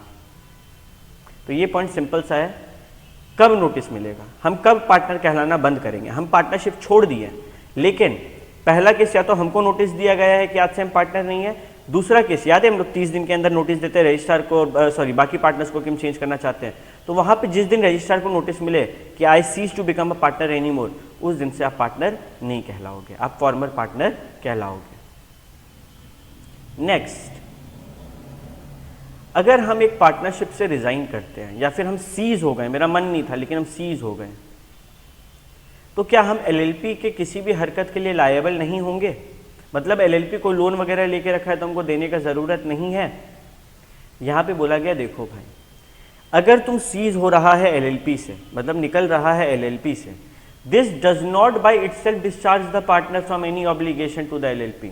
तुमको एलएलपी को जो पैसा देना है वो तो तुमको देना ही पड़ेगा, तुमको बाकी पार्टनर्स को जो पैसा देना है, तुमको बाहर के जो लोगों को पैसा देना है, जब तुम पार्टनर था तब तक एलएलपी जो काम किया जिसके लिए तुम लायबल है वो तुमको मानना पड़ेगा। ठीक है, अब इसके बाद वाला पॉइंट और इंटरेस्टिंग है। बोला कि देखो भाई, एक पार्टनर है, या तो उसका डेथ हो गया या फिर वो इंसॉल्वेंट हो गया, तो अब डेथ हो गया तो उसका कोई लीगल रिप्रेजेंटेटिव होगा, इंसॉल्वेंट हो गया है तो उसका कोई रिसीवर होगा जिसको सारा सामान दिया जाएगा। सवाल उठता है क्या एलएलपी से भी ये लोगों को कुछ मिलता है? अब किसी बंदा का डेथ हो गया तो उसका कोई बच्चा होगा या फिर कोई लीगल नॉमिनी होगा, तो उसको क्या क्या दिया जाएगा? बोला गया देख भाई, जो कैपिटल ये लगाया था equal an amount equal to the capital contribution made by the partner. Former partner मतलब वो पार्टनर नहीं है। इनफैक्ट जो अक्यूमुलेटेड प्रॉफिट है उसका हिस्सा भी तुमको मिल जाएगा। लीगल रिप्रेजेंटेटिव को बोल रहे हैं कि जो अक्यूमुलेटेड प्रॉफिट है आज तक का उसका हिस्सा भी तुमको मिल जाएगा, लेकिन हम उसमें से डिडक्ट कर देंगे कोई भी अक्यूमुलेटेड लॉसेस है तो वो। हम लोग पार्टनरशिप अकाउंट्स में बनाते थे तो यही करते थे, सारा प्रॉफिट मानो मेरे एक रिजर्व में रखा हुआ है, लेकिन एक लॉस का भी रिजर्व बना, तो बोला हम उसको एडजस्ट कर लेंगे, जो बचेगा तुम्हारा हिस्सा जो था, तुम्हारे जो भी पार्टनर का हिस्सा था उनके लीगल रिप्रेजेंटेटिव को दे देंगे। किस दिन तक? जिस दिन तक तुम्हारा डेथ हुआ था, cease to be a partner. तो क्या क्या मिलता है? कैपिटल मिलता है जितना तुम कंट्रीब्यूट किया था, शेयर इन प्रॉफिट मिलता है। शेयर इन प्रॉफिट कैसे मिलेगा? After deducting the accumulated losses. इसके बाद फॉर्मर पार्टनर या फिर person entitled to his share in consequences of the death और इंसॉल्वेंसी, या तो वो पार्टनर मानो रिजाइन किया था अभी भी जिंदा है, या फिर डेथ हो गया, या फिर इंसॉल्वेंट हो गया, तो उन लोगों को नहीं, उनके रिसीवर को मिलेगा। इनका कोई हक है क्या कि ये बीच में उंगली करे बिजनेस में? बोला नहीं, they have no right to interfere in the management of LLP. इनको हक मिलेगा प्रॉफिट में, इनको हक मिलेगा कैपिटल में, but they have no right to interfere in the management of the property LLP. Cool. अभी सेक्शन 25 पढ़ते हैं। अगेन सारा सेक्शन यहाँ पे याद करने का बिल्कुल ज़रूरत नहीं है, खाली जो इंपॉर्टेंट अमेंडेड सेक्शंस है उनके बारे में पढ़ना ज़रूरी है। सेक्शन नंबर याद नहीं करना, बट अंदर का जो मटेरियल है उसको याद रखना इंपॉर्टेंट है। तो यहाँ पे बोला गया कि अगर पार्टनर्स में कुछ चेंजेस आते हैं, फॉर एग्जांपल किसी पार्टनर का नाम बदल रहा है या फिर उसका जो एड्रेस है वो बदल रहा है, तो ये सारे ही केसेस में जिन पार्टनर का नाम या एड्रेस बदला है वो इन्फॉर्म करेंगे पहला स्टेप एलएलपी को। सबसे पहले जिस पार्टनर का नाम या एड्रेस बदला वो एलएलपी को बताएगा। अब एलएलपी जो है वो विद इन 30 डेज, जब पार्टनर्स बताया उसके 30 दिन के अंदर रजिस्ट्रार को बताएगी। तो स्टेप नंबर 1, पार्टनर तुम बताओ एलएलपी को तेरे नाम में या एड्रेस में क्या चेंजेस है, कितने दिन के अंदर? 15 दिन के अंदर। मेरा नाम आज बदला, 15 दिन के अंदर उनको एलएलपी को बताना है। एलएलपी को पता चलेगा उस दिन से 30 दिन के अंदर वो एलएलपी रजिस्ट्रार को बताएगी। अभी इस बात को समझो कि बहुत बार क्या होता है, एक partner ceases to become a partner हो जाता है, याद है? तो इस केस में क्या करना है? इस केस में भी अब अगर मानो हम अनसाउंड माइंड के हो गए या फिर हम रेजिग्नेशन एज अ पार्टनर किसको देते हैं? बाकी सारे पार्टनर्स को देते हैं कि हम रिजाइन कर रहे हैं। ये सारे केस में भी एलएलपी विद इन 30 डेज बता देगी रजिस्ट्रार को कि देख भैया ये जो बंदा है ये अब से पार्टनर नहीं कहलाएगा, he ceases to become a partner. देखो ऊपर जो बात पढ़े ceases to become a partner, उसका डेट दे दिया यहाँ पे, विद इन 30 डेज बता दो। किसको? रजिस्ट्रार को। अगर किसी भी पार्टनर के नाम या एड्रेस में चेंज है तो विद इन 30 डेज बता दो। किसको? रजिस्ट्रार को। अभी ये जो हम लोग रजिस्ट्रार को ये नोटिस देते हैं, कौन? हम लोग एलएलपी। तो ये जो एलएलपी नोटिस देता है, ये जिस फॉर्म में बोला गया है, जिस फीस के साथ बोला गया है वैसे देना चाहिए। एक बात बताओ, एलएलपी का हाथ है? नहीं, तो उसके बदले में कौन देगा ये नोटिस? वी हैव स्टडीड ना कि डेजिग्नेटेड पार्टनर सारा लीगल मैटर्स और मैनेजमेंट देखता है, तो डेजिग्नेटेड पार्टनर देगा, यानी कि वो अपना साइन करके बोलेगा हाँ भैया हम ये नोटिस रजिस्ट्रार को दे रहे हैं। अगर कोई incoming partner, admission of a partner का बात हो रहा है, तो वहाँ पे आपको उनका कंसेंट भी देना होगा, एक स्टेटमेंट देना होगा जिसमें उनका कंसेंट होगा। अगर एलएलपी रजिस्ट्रार को सारा डिटेल नहीं देता है तो एलएलपी एंड उसके डेजिग्नेटेड पार्टनर दोनों पे फाइन है 10,000 रुपये का। आई रिपीट, अगर एलएलपी और उसके डेजिग्नेटेड पार्टनर रजिस्ट्रार को डिटेल्स नहीं देते हैं तो दोनों पे फाइन लग जाएगा 10,000 रुपये का। अगर यहाँ पर जो बोला गया कि पार्टनर एलएलपी को नहीं बताता है विद इन 15 दिन के मेरा एड्रेस या नाम बदल गया है, तो वो पार्टनर पे भी फाइन लगेगा 10,000 रुपये का। तो चेंज नहीं होने का फाइन, मतलब चेंजेस नहीं बताने का फाइन 10,000 है। लेकिन अगर हम एज अ पार्टनर, स्टेप 1 क्या था? पार्टनर बताएगा एलएलपी को, एलएलपी मेरा नाम एड्रेस बदल गया, तो स्टेप 1 हम नहीं किए, मेरे पे 10,000। हम एलएलपी को बता दिए बट एलएलपी रजिस्ट्रार को नहीं बताया, इस केस में एलएलपी पे भी और डेजिग्नेटेड पार्टनर पे भी 10,000 का फाइन लगेगा। इसके बाद लॉ बोला देख भाई, मान तुम रिजाइन कर रहा है और तुमको लगता है कि एलएलपी जो है इसका जो डेजिग्नेटेड पार्टनर है इसका मेरे से 36 का आंकड़ा ये भाई साहब तो बताएगा नहीं रजिस्ट्रार को, तो उस केस में जो पार्टनर रिजाइन कर रहा है वो भी चाहे तो सीधे रजिस्ट्रार को एक नोटिस दे सकता है कि हम रिजाइन कर रहे हैं, ठीक है। लेकिन ये कब? जब मेरे को ऐसा भरोसा है, I have a reasonable cause to believe कि एलएलपी नहीं बताने वाला रजिस्ट्रार को कि हम रिजाइन किए। अब रजिस्ट्रार देखा कि अरे जनरल लॉ है कि हमको एलएलपी बताएगा कि कौन रिजाइन कर रहा है कौन आ रहा है, बट यहाँ तो पार्टनर बता रहे हैं। तो भाई हम एलएलपी से पूछते हैं, हम रजिस्ट्रार एलएलपी से पूछते हैं ऐसा क्यों? तो रजिस्ट्रार क्या करेगा? कंफर्मेशन लेगा एलएलपी से कि भैया ये बंदा छोड़ रहा है। अगर एलएलपी कंफर्मेशन दिया, वेरी गुड। अगर 15 दिन के अंदर कोई कंफर्मेशन नहीं आता है, हम इस पार्टनर का बात मानेंगे और इसको रिजाइन मान लेंगे। I repeat once again, as a partner मेरे को लगता है कि भैया मेरा जो हम एलएलपी को तो बता दिए, पार्टनर्स को तो बता दिए कि हम रिजाइन करें, बट एलएलपी नहीं बताएगा, तो हम रजिस्ट्रार को बोल देंगे रजिस्ट्रार मेरे को छोड़ना है। अब रजिस्ट्रार सोचेगा ये मेरे को बताया है, बताना तो एलएलपी को, तो एलएलपी से पूछेगा रजिस्ट्रार कि भैया कंफर्म कर दो यार ये छोड़ना चाह रहा है। कंफर्म कर दिया, गुड, नहीं तो 15 दिन के बाद हम चुपचाप ये जो पार्टनर है इसका बात मान लेंगे और शांति से इसका जो रेजिग्नेशन लेटर है उसको एक्सेप्ट कर लेंगे।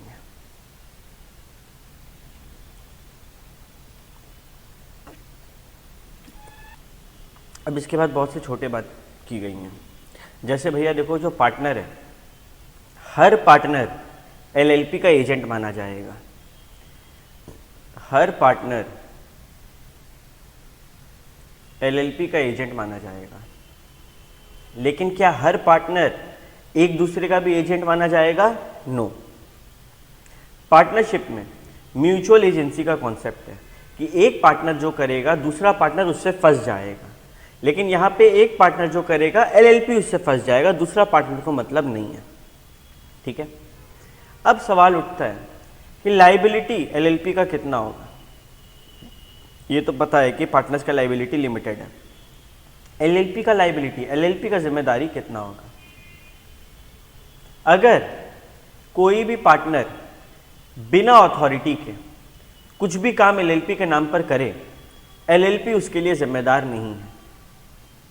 अगर कोई भी पार्टनर बिना अथॉरिटी के कुछ भी काम एलएलपी के बिहाफ में करे, एलएलपी उसके लिए जिम्मेदार नहीं है, प्रोवाइडेड दैट, मतलब कि अगर हम मानो मेरे को एलएलपी बोला कि तुम 10,000 रुपये तक का उधार दे देना और हम 15,000 रुपये का उधार दे, तो जो एक्स्ट्रा 5,000 का उधार है उसके लिए एलएलपी जिम्मेदार नहीं है, प्रोवाइडेड दैट जो आगे वाला पार्टी है, द पर्सन, मानो कस्टमर को उधार दिए थे, knows that he has no authority, मतलब उसको पता था कि हम 10,000 का उधार ही दे सकते हैं और वो फिर भी मेरे से 15,000 का उधार ले गया, तो एलएलपी बोलेगा देख भाई, पॉइंट नंबर 1 पार्टनर के पास अथॉरिटी नहीं था, point number 2 the person with home the partner was dealing, मतलब तुमको ना पता था कि मेरे पार्टनर को, एलएलपी के पार्टनर को अथॉरिटी नहीं है। दोनों चीज होना जरूरी है। ठीक है, ओके।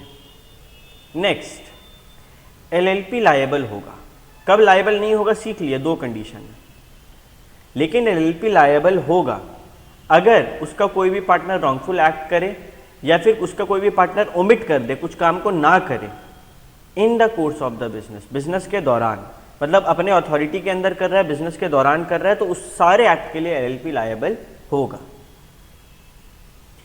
एलएलपी का जो जिम्मेदारी है, ऑब्लिगेशन, वो हो सकता है कॉन्ट्रैक्ट में ऑलरेडी हो या फिर अलग से एक नया ऑब्लिगेशन, नया लोन वगैरह लिए हैं, दैट नॉट दैट इंपॉर्टेंट।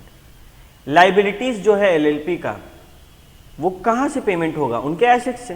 तो ये सब कॉमन सेंस वाला बातें, यहाँ पे खाली ये पॉइंट जो है थोड़ा याद रखना है।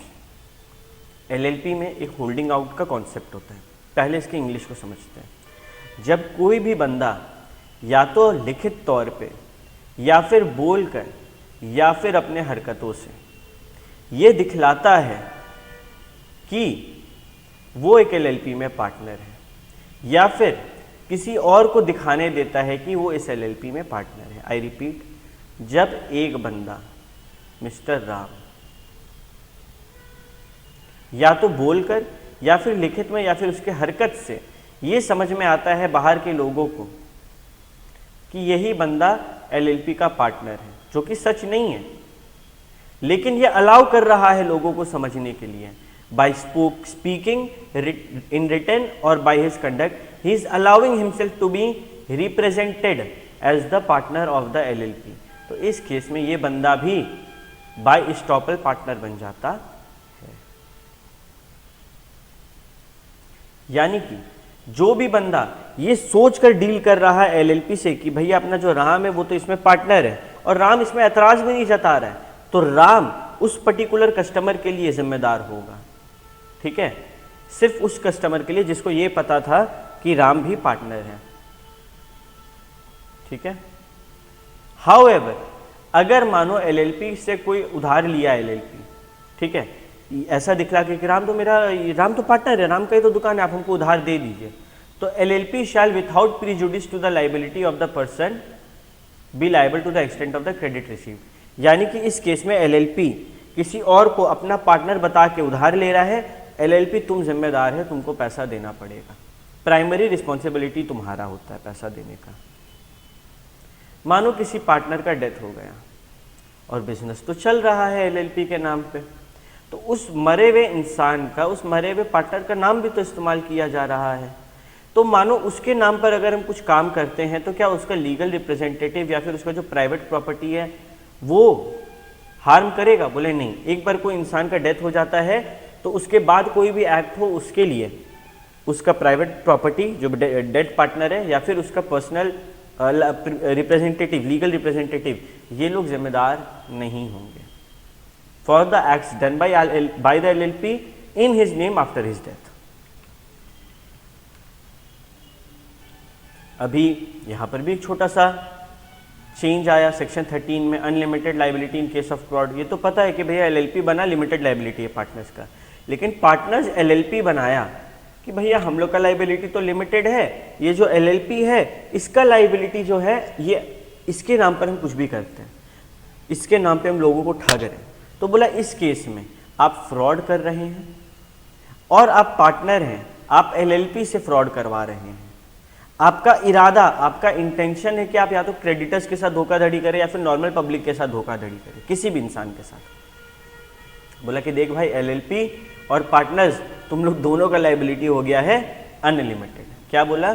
अगर आप एलएलपी बनाते हैं and in the event of an act carried out by the LLP with the intention to defraud the creditor or any other person, the liability of the LLP and the partner will be unlimited for all or any of the debt. मतलब या तो particular loan के लिए unlimited होगा या फिर सबके लिए अनलिमिटेड कर देगा। ये हाथ में कोर्ट के है।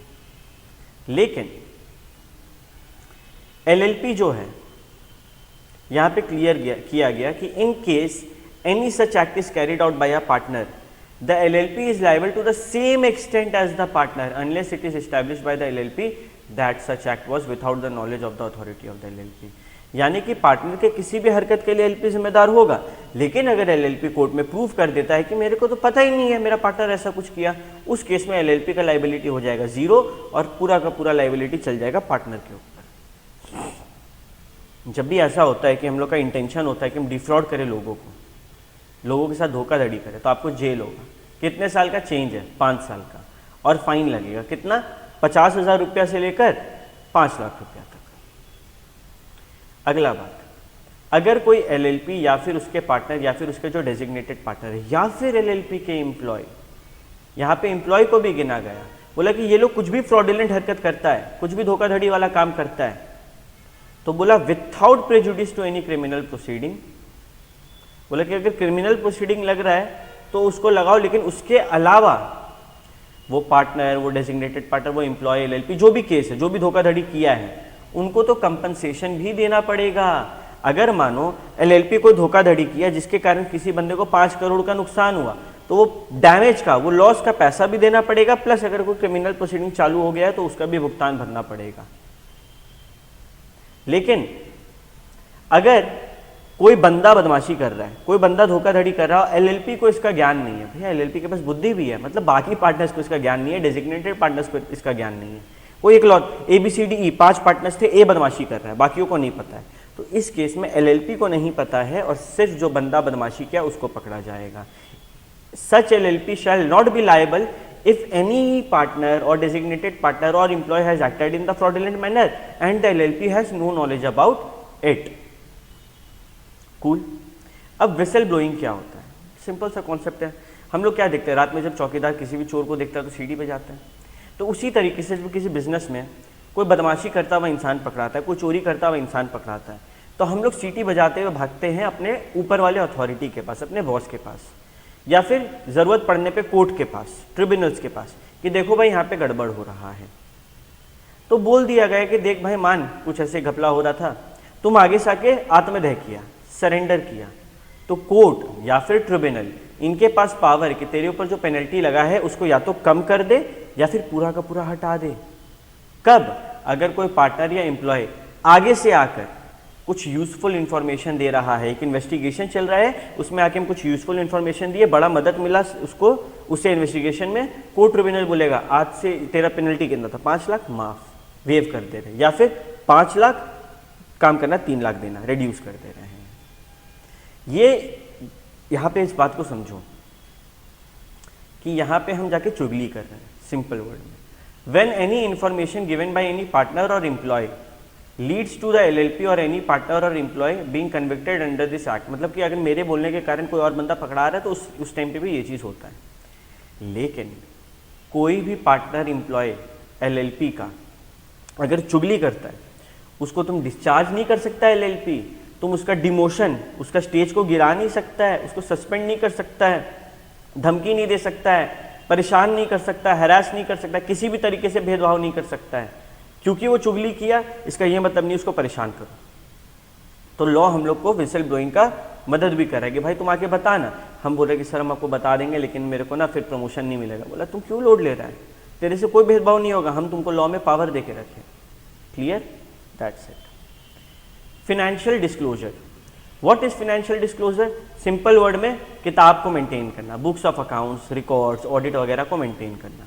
बोला कि देख भाई एलएलपी को प्रॉपर बुक्स ऑफ अकाउंट्स बनाना है जिसमें वो जब से शुरू हुआ तब से वो अपना सारा खाता पड़ी रखेगा। किस बेसिस पे? कैश बेसिस पे या फिर अक्रूवल बेसिस पे। किस सिस्टम से? डबल एंट्री सिस्टम से। कहाँ पे रखेगा? रजिस्टर्ड ऑफिस में रखेगा। सेम बात कहानी हम लोग को कॉमन सेंस वाला बैठ के रटने का कोई फायदा नहीं, रीड करेंगे याद हो जाएगा। लेकिन इसको बनाना होगा statement of account and solvency, मतलब बुक्स ऑफ अकाउंट्स के अलावा, P&L के अलावा। यस, जिस दिन उस फाइनेंशियल ईयर खत्म होता है यानी कि 31 मार्च, उसके 6 महीना के अंदर आप एक statement of accounts and solvency बनाओ और उसको जमा कर दो। ठीक है, अभी स्टेट मानो 2022-23 का साल खत्म हुआ। कब खत्म होगा? 31 मार्च 2023। तो अब इससे 6 महीना के अंदर पूरा साल का, पूरा 22-23 का एक statement of accounts and solvency बनाओ और इसको जमा कर दो रजिस्ट्रार को with in the prescribe time limit. ऊपर हम लोग पढ़ लिए कब रजिस्ट्रार को देना पड़ता है, हर साल। जो एलएलपी का अकाउंट है, क्या इसको ऑडिट कराना पड़ेगा? हाँ, इसको जरूरत पड़ने पे ऑडिट कराना होगा। कौन बोलता है इसको ऑडिट कराना पड़ेगा? बोले सीजी बोला इसको ऑडिट कराना होगा। और सीजी अगर चाहे तो किसी को मना भी कर सकता है कि तुम एक एलएलपी है लेकिन तुम मत कराना। किसी क्लास ऑफ एलएलपी को मना भी कर सकता है ऑडिट कराने से। हम बोले हाँ, सीजी के पास ये चीज़ का पावर है। अब यहाँ पे चेंज सुनो, एलएलपी अगर अकाउंट्स नहीं बना रहा है, statement of accounts and solvency नहीं दे रहा है टाइम पे रजिस्ट्रार को, तो बोला तुम पे फाइन लगेगा 100 रुपया प्रतिदिन, जितना लेट कर रहा है उस दिन के हिसाब से। किसके ऊपर लगेगा? हम बोले एलएलपी के ऊपर। डेजिग्नेटेड पार्टनर के ऊपर फाइन कितना लगेगा? आई सेड 50,000 रुपया। ठीक है, और एलएलपी के ऊपर यही फाइन 100 रुपया करके कितना जा सकता है? 1 लाख रुपया। कहानी क्लियर होना चाहिए। तो अगर एलएलपी फंसता है तो उसके ऊपर कुछ इस तरीके का फाइन लगता है। अब आते हैं नेक्स्ट अमेंडमेंट में, जो कि है सेक्शन नंबर 35।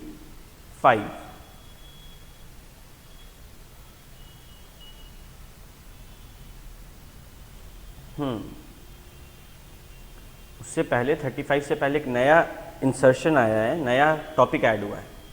और ये कुछ भी नहीं है, सिंपली बोला कि देख भाई सेंट्रल गवर्नमेंट एलएलपी को बता देगा कि एलएलपी को कौन सा लॉ के हिसाब से किताब कॉपी बनाना है। मतलब हम लोग जब इंटर में जाते हैं तो हम लोग सीखते हैं कि अकाउंटिंग स्टैंडर्ड्स AS ये सब फॉलो होता है वहाँ पे, अकाउंटिंग कैसे करना है। या फिर जब आप ऑडिट करोगे तो उसमें आपको क्या क्या चीज़ का ध्यान रखना है, स्टैंडर्ड्स ऑन ऑडिटिंग। तो CG जो है वो जो चाहे इसके ऊपर लगा सकता है, तो नॉट दैट वेरी इंपॉर्टेंट। हम लोग को इतना याद रखना है सेंट्रल गवर्नमेंट का एलएलपी को बहुत सारा पावर, मेजर पावर। अब आते हैं सेक्शन 35 में। सेक्शन 35 किताब से करते हैं। देखो यहाँ पे ना ये बात तो क्लियरली बोल दिया गया है, कुछ हिस्सा ने यहाँ पे सेम है, कुछ हिस्सा यहाँ पे सेम है कि भैया एलएलपी और डेजिग्नेटेड पार्टनर जो हैं इनको साल में एक बार एनुअल रिटर्न देना है। कितना दिन के अंदर? 60 डेज, फिनेंशियल ईयर ख़त्म हो जाए उसके अंदर। अगर ये ऐसा नहीं करेगा तो हम बोले फाइन लगेगा। किस पे? एलएलपी पे भी, डेजिग्नेटेड पार्टनर पे भी। कितना? हम बोले जितना लेट करेगा 100 रुपया करके प्रतिदिन चार्ज करेंगे। मतलब कि मेरे को 5 साल लेट हो गए, हम तो बर्बाद हो गए। I said no, maximum LLP पे 1 लाख रुपया तक का फाइन बनता है और डेजिग्नेटेड पार्टनर पे 50,000 रुपया तक का फाइन बनता है। मतलब भले ही 100 रुपया करके हो, लेकिन एक बार 50,000 छुआ तो उसके बाद 100 रुपया गिनाना बंद हो जाएगा for designated partner, and 1 lakh हुआ तो फिर गिनाना बंद हो जाएगा फॉर द एलएलपी। अभी बात करते हैं कि अगर किसी को एलएलपी बनना है तो क्या प्रोसेस है। देखो बोला गया, बड़ा फनी तरीके से बोला गया कि देख भाई, अगर एक फर्म को एलएलपी में कन्वर्ट होना है, नॉर्मल पार्टनरशिप फर्म को, सेकंड शेड्यूल देख लो, वहाँ पे बताया गया है। अगर एक प्राइवेट कंपनी को एलएलपी में कन्वर्ट होना है, थर्ड शेड्यूल देख लो, वहाँ पे बताया गया है। और एक पब्लिक कंपनी को एलएलपी में कन्वर्ट होना है तो फोर्थ शेड्यूल को देख लो, वहाँ पे बताया गया है। बस इतना सा बात बोला, इनका काम हो गया। बोला कि देख, कन्वर्जन का प्रोसेस तो तुम समझ जाएगा, लेकिन उसका इफेक्ट क्या होता है ये ज़्यादा समझना ज़रूरी है। जब आप एक फर्म से बदल कर एक एलएलपी में कन्वर्ट होते हैं तो आपको एक एलएलपी की तरह रजिस्ट्रेशन चाहिए होता है। तो आप एक रजिस्ट्रार को बोलेंगे अपने एरिया के कि देख भाई, हम एक फ़र्म है या फिर कंपनी जो भी है, हम शेड्यूल्स में देख लिए कैसे क्या करना है और हम उस हिसाब से काम कर लिए, उसका रूल्स के हिसाब से चल रहे हैं। ये लो मेरा डॉक्यूमेंट्स और मेरे को एक सर्टिफिकेट ऑफ रजिस्ट्रेशन दे दो कि हम एक एलएलपी आज से माने जाएं। जिस दिन सर्टिफिकेट ऑफ रजिस्ट्रेशन मिलेगा, इनकॉर्पोरेशन में रजिस्ट्रेशन मिलेगा, उस दिन से तुम एलएलपी कहलाएगा। अब जो तुम एलएलपी है, विद इन 15 डेज जब तुम्हारा रजिस्ट्रेशन हुआ, उसके 15 दिन के अंदर तुम रजिस्ट्रार ऑफ फर्म्स को या फिर रजिस्ट्रार ऑफ कंपनीज को, जहाँ पे भी तुम पहले था, उनको बता दो कि देखो भाई, अब हम बन गए हैं एलएलपी, अब हम कंपनी या फर्म नहीं है। ठीक है, कि अब मेरा कन्वर्जन हो गया है। तो क्या बोले, सबसे पहले आपको दूसरा में कन्वर्ट होना है, जो रिस्पेक्टिव शेड्यूल है वो देख लो। अगर आप कन्वर्ट हो रहे हैं तो आप अपने एरिया के रजिस्ट्रार को बोलो कि हम पहले फर्म थे, अब मेरे को एलएलपी बनना है, ये लीजिए मेरा डॉक्यूमेंट्स, सारा शेड्यूल में जो लिखा हुआ बात था हम मान लिया।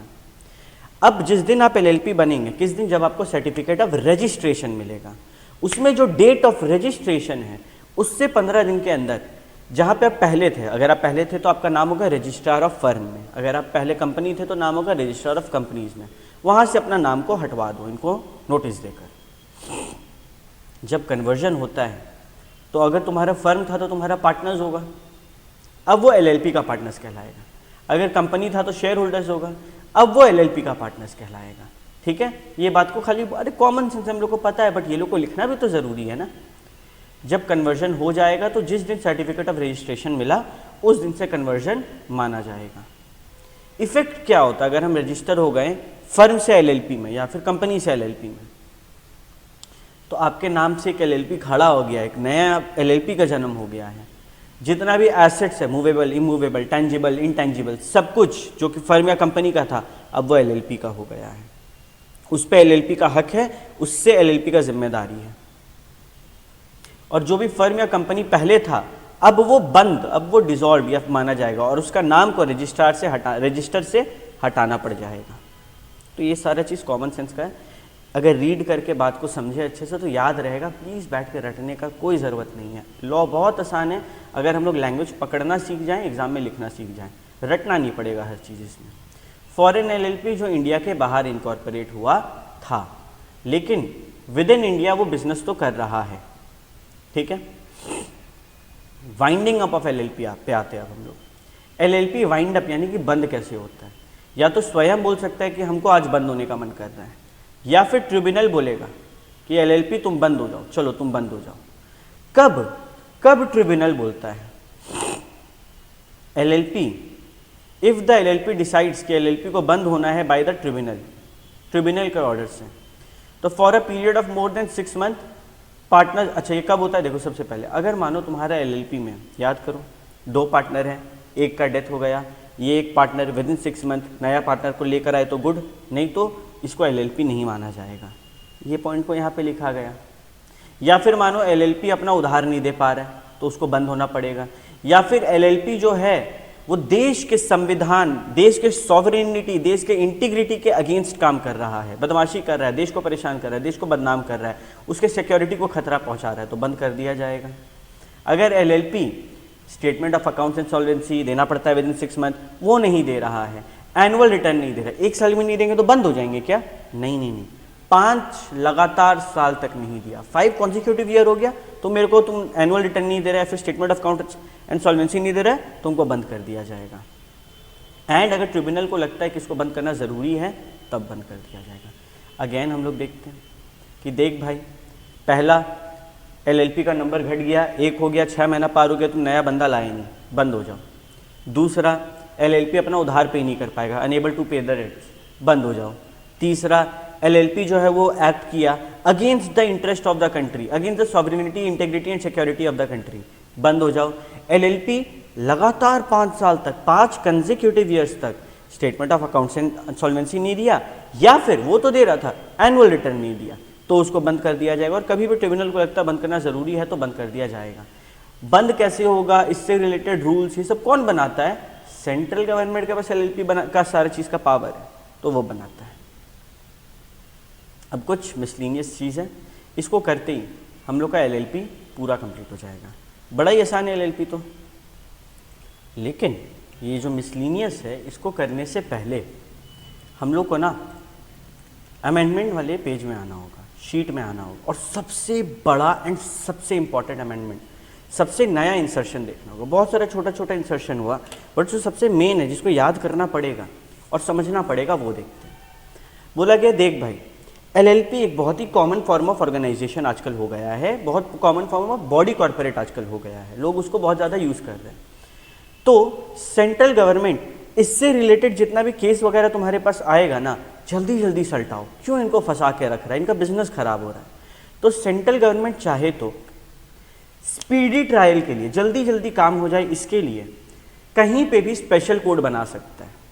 स्पेशल कोड मतलब किसी कोर्ट को स्पेशल कोर्ट का औहदा दिया जाता है। स्पेशल कोर्ट में कौन होगा? एक जज बैठेगा जो कि या तो सेशन जज या फिर एडिशनल सेशन जज के नाम से रहेगा। ये लोग कौन होते हैं? बोले कि देख भाई, स्पीडी ट्रायल में वो मैटर जाएगा जिसमें जनरल पनिशमेंट जो है वो 3 साल से ज़्यादा का हो। क्लियर? अगर पनिशमेंट 3 साल या फिर उससे ज़्यादा का है तो एक जज रहेगा जो कि सेशन जज या फिर एडिशनल सेशन जज, दोनों में से कोई भी हो सकता है। लेकिन एक कॉन्सेप्ट है मेट्रोपॉलिटन मजिस्ट्रेट, जिसको हम लोग एमएम बोलते हैं, या फिर जुडिशियल मजिस्ट्रेट, वो एरिया का जो मजिस्ट्रेट होता है। कौन अपॉइंट कर रहा है? Central government. किससे पूछ के? Chief justice of high court से पूछ के। I repeat once again, metropolitan magistrate या फिर judicial magistrate of first class, इनको भी बैठाया जा सकता है वहाँ पे जज के तौर पे, जिसको कौन अपॉइंट करता है? Central government. किससे पूछ के? चीफ जस्टिस ऑफ इंडिया से पूछ के। बोल दिया गया कि देखो भाई, स्पेशल कोर्ट के बारे में 435 सेक्शन में लिखा हुआ है कंपनीज एक्ट का, वहां देखना ना पूरा ज्ञान है। यहां तक बोल दिया गया कि CrPC code of criminal procedure 1973 में जो लिखा गया है, वहां पे भी बोला गया कि एक स्पेशल कोर्ट जब तक नहीं बनेगा तब तक कोर्ट ऑफ सेशन या फिर कोर्ट ऑफ एमएमजेएम, जो हम लोग ऊपर पढ़े, वो लोग भी स्पेशल कोर्ट की तरह काम कर सकते हैं। तो स्पेशल कोर्ट बनता है, लेकिन अगर फटाफट का जरूरत है यार स्पेशल कोर्ट को, तो सेंट्रल गवर्नमेंट नोटिफाई करेगा। उस दौरान अगर कोई एक्शन लेना है, कोर्ट ऑफ सेशन या फिर कोर्ट ऑफ एमएमजेएम फर्स्ट क्लास का हम लोग जाके करवा सकते हैं। प्रोसीजर्स क्या होता है, पावर्स क्या होता है स्पेशल कोर्ट का? बोला देख भाई, सेक्शन 67A ऑफ सीआरपीसी 1973 में बोल दिया गया कि ये जो मैटर है इसको स्पेशल कोर्ट में देखा जाएगा, जो मैटर्स है उसको स्पेशल कोर्ट में देखा जाएगा।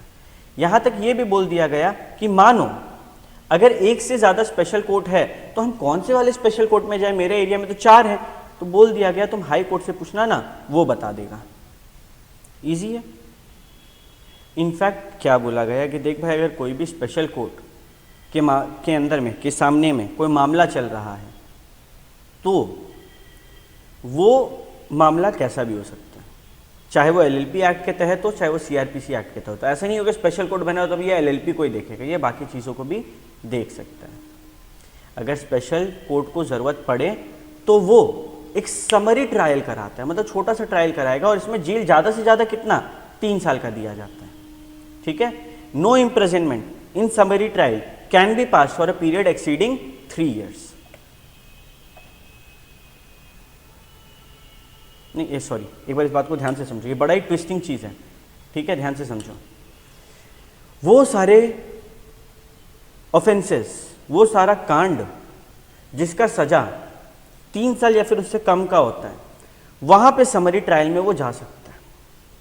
समरी ट्रायल मतलब फटाफट एकदम शॉर्टकट में सारा काम हो जाएगा। जिसका सजा 3 साल से या फिर उसका कम है, वहां पे वो उस केस को लेकर गए। और अगर हम समरी ट्रायल के द्वारा काम कर रहे हैं तो हम सजा 3 साल का नहीं दे सकते, सजा तो 1 ही साल का दिया जा सकता है। लेकिन केस वहां पे कौन सा जाता है, अगर 3 साल से ज्यादा का सजा है तो क्या हम समरी ट्रायल का मतलब रास्ता अपना सकते हैं? बोला नहीं। अगर 3 साल या फिर उससे कम का सज़ा है किसी पनिशमेंट किसी भी ऑफेंस का, तो वहाँ पे आप ये वाला रास्ता समरी ट्रायल का रास्ता अपना सकते हैं। समरी ट्रायल अलग है, ठीक है, और इसमें सज़ा मैक्सिमम कितना जाता है, 1 साल का। अगर इम्प्रिजनमेंट 1 साल से ज़्यादा है या फिर हम लोग समरी ट्रायल नहीं कर सकते तो नॉर्मल ट्रायल में जाओ, ठीक है, स्पीडी ट्रायल में जाओ। तो ये पूरा कहानी था। एक बार हम लोग अगर इसको पूरा रिकैप करें तो सेंट्रल गवर्नमेंट के पास पावर है वो स्पीडी ट्रायल के लिए काम जल्दी जल्दी हो जाए, इसके लिए स्पेशल कोर्ट को डेजिग्नेट कर सकता है बाय नोटिफिकेशन। वहाँ पे कौन होगा, या तो एक जज बैठेगा जो कि सेशन जज या फिर एडिशनल सेशन जज हो सकता है, जिसके पास पावर है पनिशमेंट देने का 3 से ज़्यादा साल का। अगर उसके अलावा बात करें तो मेट्रोपॉलिटन मजिस्ट्रेट या फिर judicial magistrate of first class को भी सेंट्रल गवर्नमेंट अपॉइंट कर सकता है। किससे पूछ के, chief justice of high court से पूछ के। बोला कि सीआरपीसी 1973 में भी इसके बारे में जिक्र किया गया है कि अगर मानो स्पेशल कोर्ट नहीं है तो कोर्ट ऑफ सेशन या फिर कोर्ट ऑफ एमएमजेएम फर्स्ट क्लास का काम कर सकता है। यहाँ पे बोल दिया कि सेक्शन 67A में सीआरपीसी का बोल दिया कि कौन कौन चीज़ स्पेशल कोर्ट में देखा जाएगा, तो सिर्फ उन चीज़ों को आप लोग यहाँ पे भी मैटर में देख सकते हैं। अगर एक एरिया में एक से ज़्यादा स्पेशल कोर्ट है तो हाई कोर्ट से पूछ लो कहाँ हमको जाना है। अगर ऑफेंस 3 साल या फिर उससे कम का है तो तुम उसको समरी ट्रायल में लेके जा सकता है, लेकिन वहाँ पे पनिशमेंट तुमको 1 साल का ही मिलेगा। इसके अलावा छोटा मोटा इंसर्शन है कि मानो हमको स्पेशल कोर्ट से संतुष्टि नहीं मिला, हमको उसको अपील करना, कहाँ जाएंगे, हाई कोर्ट में चले जाओ। फिर बोल दिया गया कि सेंट्रल गवर्नमेंट अगर चाहे तो नंबर ऑफ रजिस्ट्रेशन ऑफिस खुलवा सकता है। वहाँ पे बैठने के लिए registrar, additional registrar, joint registrar, deputy registrar, assistant registrar, ये सबको अपॉइंट करके बैठा सकता है। उनका क्या पावर जिम्मेदारी होगा ये भी सेंट्रल गवर्नमेंट बताएगा। तो ये और क्या क्या डॉक्यूमेंट में किस तरीके से सील लगाना है, ये सारा पावर सेंट्रल गवर्नमेंट के पास है। तो ये सारा चीज़ जो है सेंट्रल गवर्नमेंट छोटा छोटा इंसर्शंस किया। अब एक बार अगर आए मिसलिनियस में तो बोल दिया गया कि पार्टनर चाहे तो क्या उधार दे सकता है माल को। बोले हाँ, अगर उसके राइट्स में है तो उधार दे सकता है, अथॉरिटी में है तो उधार दे सकता है। क्या पार्टनर एलएलपी पार्टनर को दे सकता है? बिल्कुल। Next, central government official gazette में नोटिफिकेशन देता है। कहाँ देता है? ऑफिशियल गैजेट में नोटिफिकेशन देता है, और वो चाहे तो बोल सकता है कि कंपनीज एक्ट का ये हिस्सा इसमें लागू होगा। पावर है। पार्टनरशिप एक्ट का कुछ भी नहीं होता, लेकिन कंपनीज एक्ट का कुछ कुछ हिस्सा को लागू कर सकते हैं एलएलपी के ऊपर। A copy of every notification, जितना भी नोटिफिकेशन सीजी देता है, सेंट्रल गवर्नमेंट देता है, पहले वो पार्लियामेंट में जाएगा। फिर for a total period of 30 days, एक सेशन पार हो गया, 2 सेशन पार हो गया, जितना भी सेशन में बात हुआ उसके ऊपर बात होता है, और फिर डिसीजन लिया जाता है बोथ हाउसेस में कि इस जो नोटिफिकेशन है इसका कैसे इम्प्लीकेशन लागू किया जाएगा। ठीक है, जितना भी चीज़ है वो इलेक्ट्रॉनिकली फाइल होता है। याद करो E-Form 1, E-Form 2, E-Form 3। तो यहाँ पे भी उतना कुछ भारी चीज़ याद करने का नहीं है। डिजिटल सिग्नेचर लगता है जिसको हम लोग DSC बोलते हैं। भैया ऑनलाइन फॉर्म सबमिट करें, साइन कैसे करेंगे? DSC से करेंगे। ठीक है। पेमेंट ऑफ एडिशनल फीस अपने को कहाँ से याद करना है? यहाँ से याद करना है। क्या बोला गया कि देख भाई, कोई भी डॉक्यूमेंट या रिटर्न देना था टाइम पे और तुम नहीं दे पाया, तो अब तुम एक एडिशनल फी मतलब बोल सके तो पेनल्टी के साथ उसको पे कर सकता है, और हर केस में अलग अलग फीस भी प्रिस्क्राइब किया जा सकता है। पहले उसका फीस का दाम वाम था, बोला अब हटाओ इसको, हर केस में अलग अलग फीस होगा। ठीक है, इसी के साथ ये पूरा चैप्टर हम लोग का सॉर्टेड है। डिफरेंस एक बार रीड कर लेना, कोई भी 5 पॉइंट याद रखना, मोर देन इनफ है, और पूरा चैप्टर डन, क्लियर हो चुका है। कोई भी दिक्कत है, किसी भी टाइप का इशू है, कमेंट बॉक्स में बताना, I will help you out over there only. Thank you.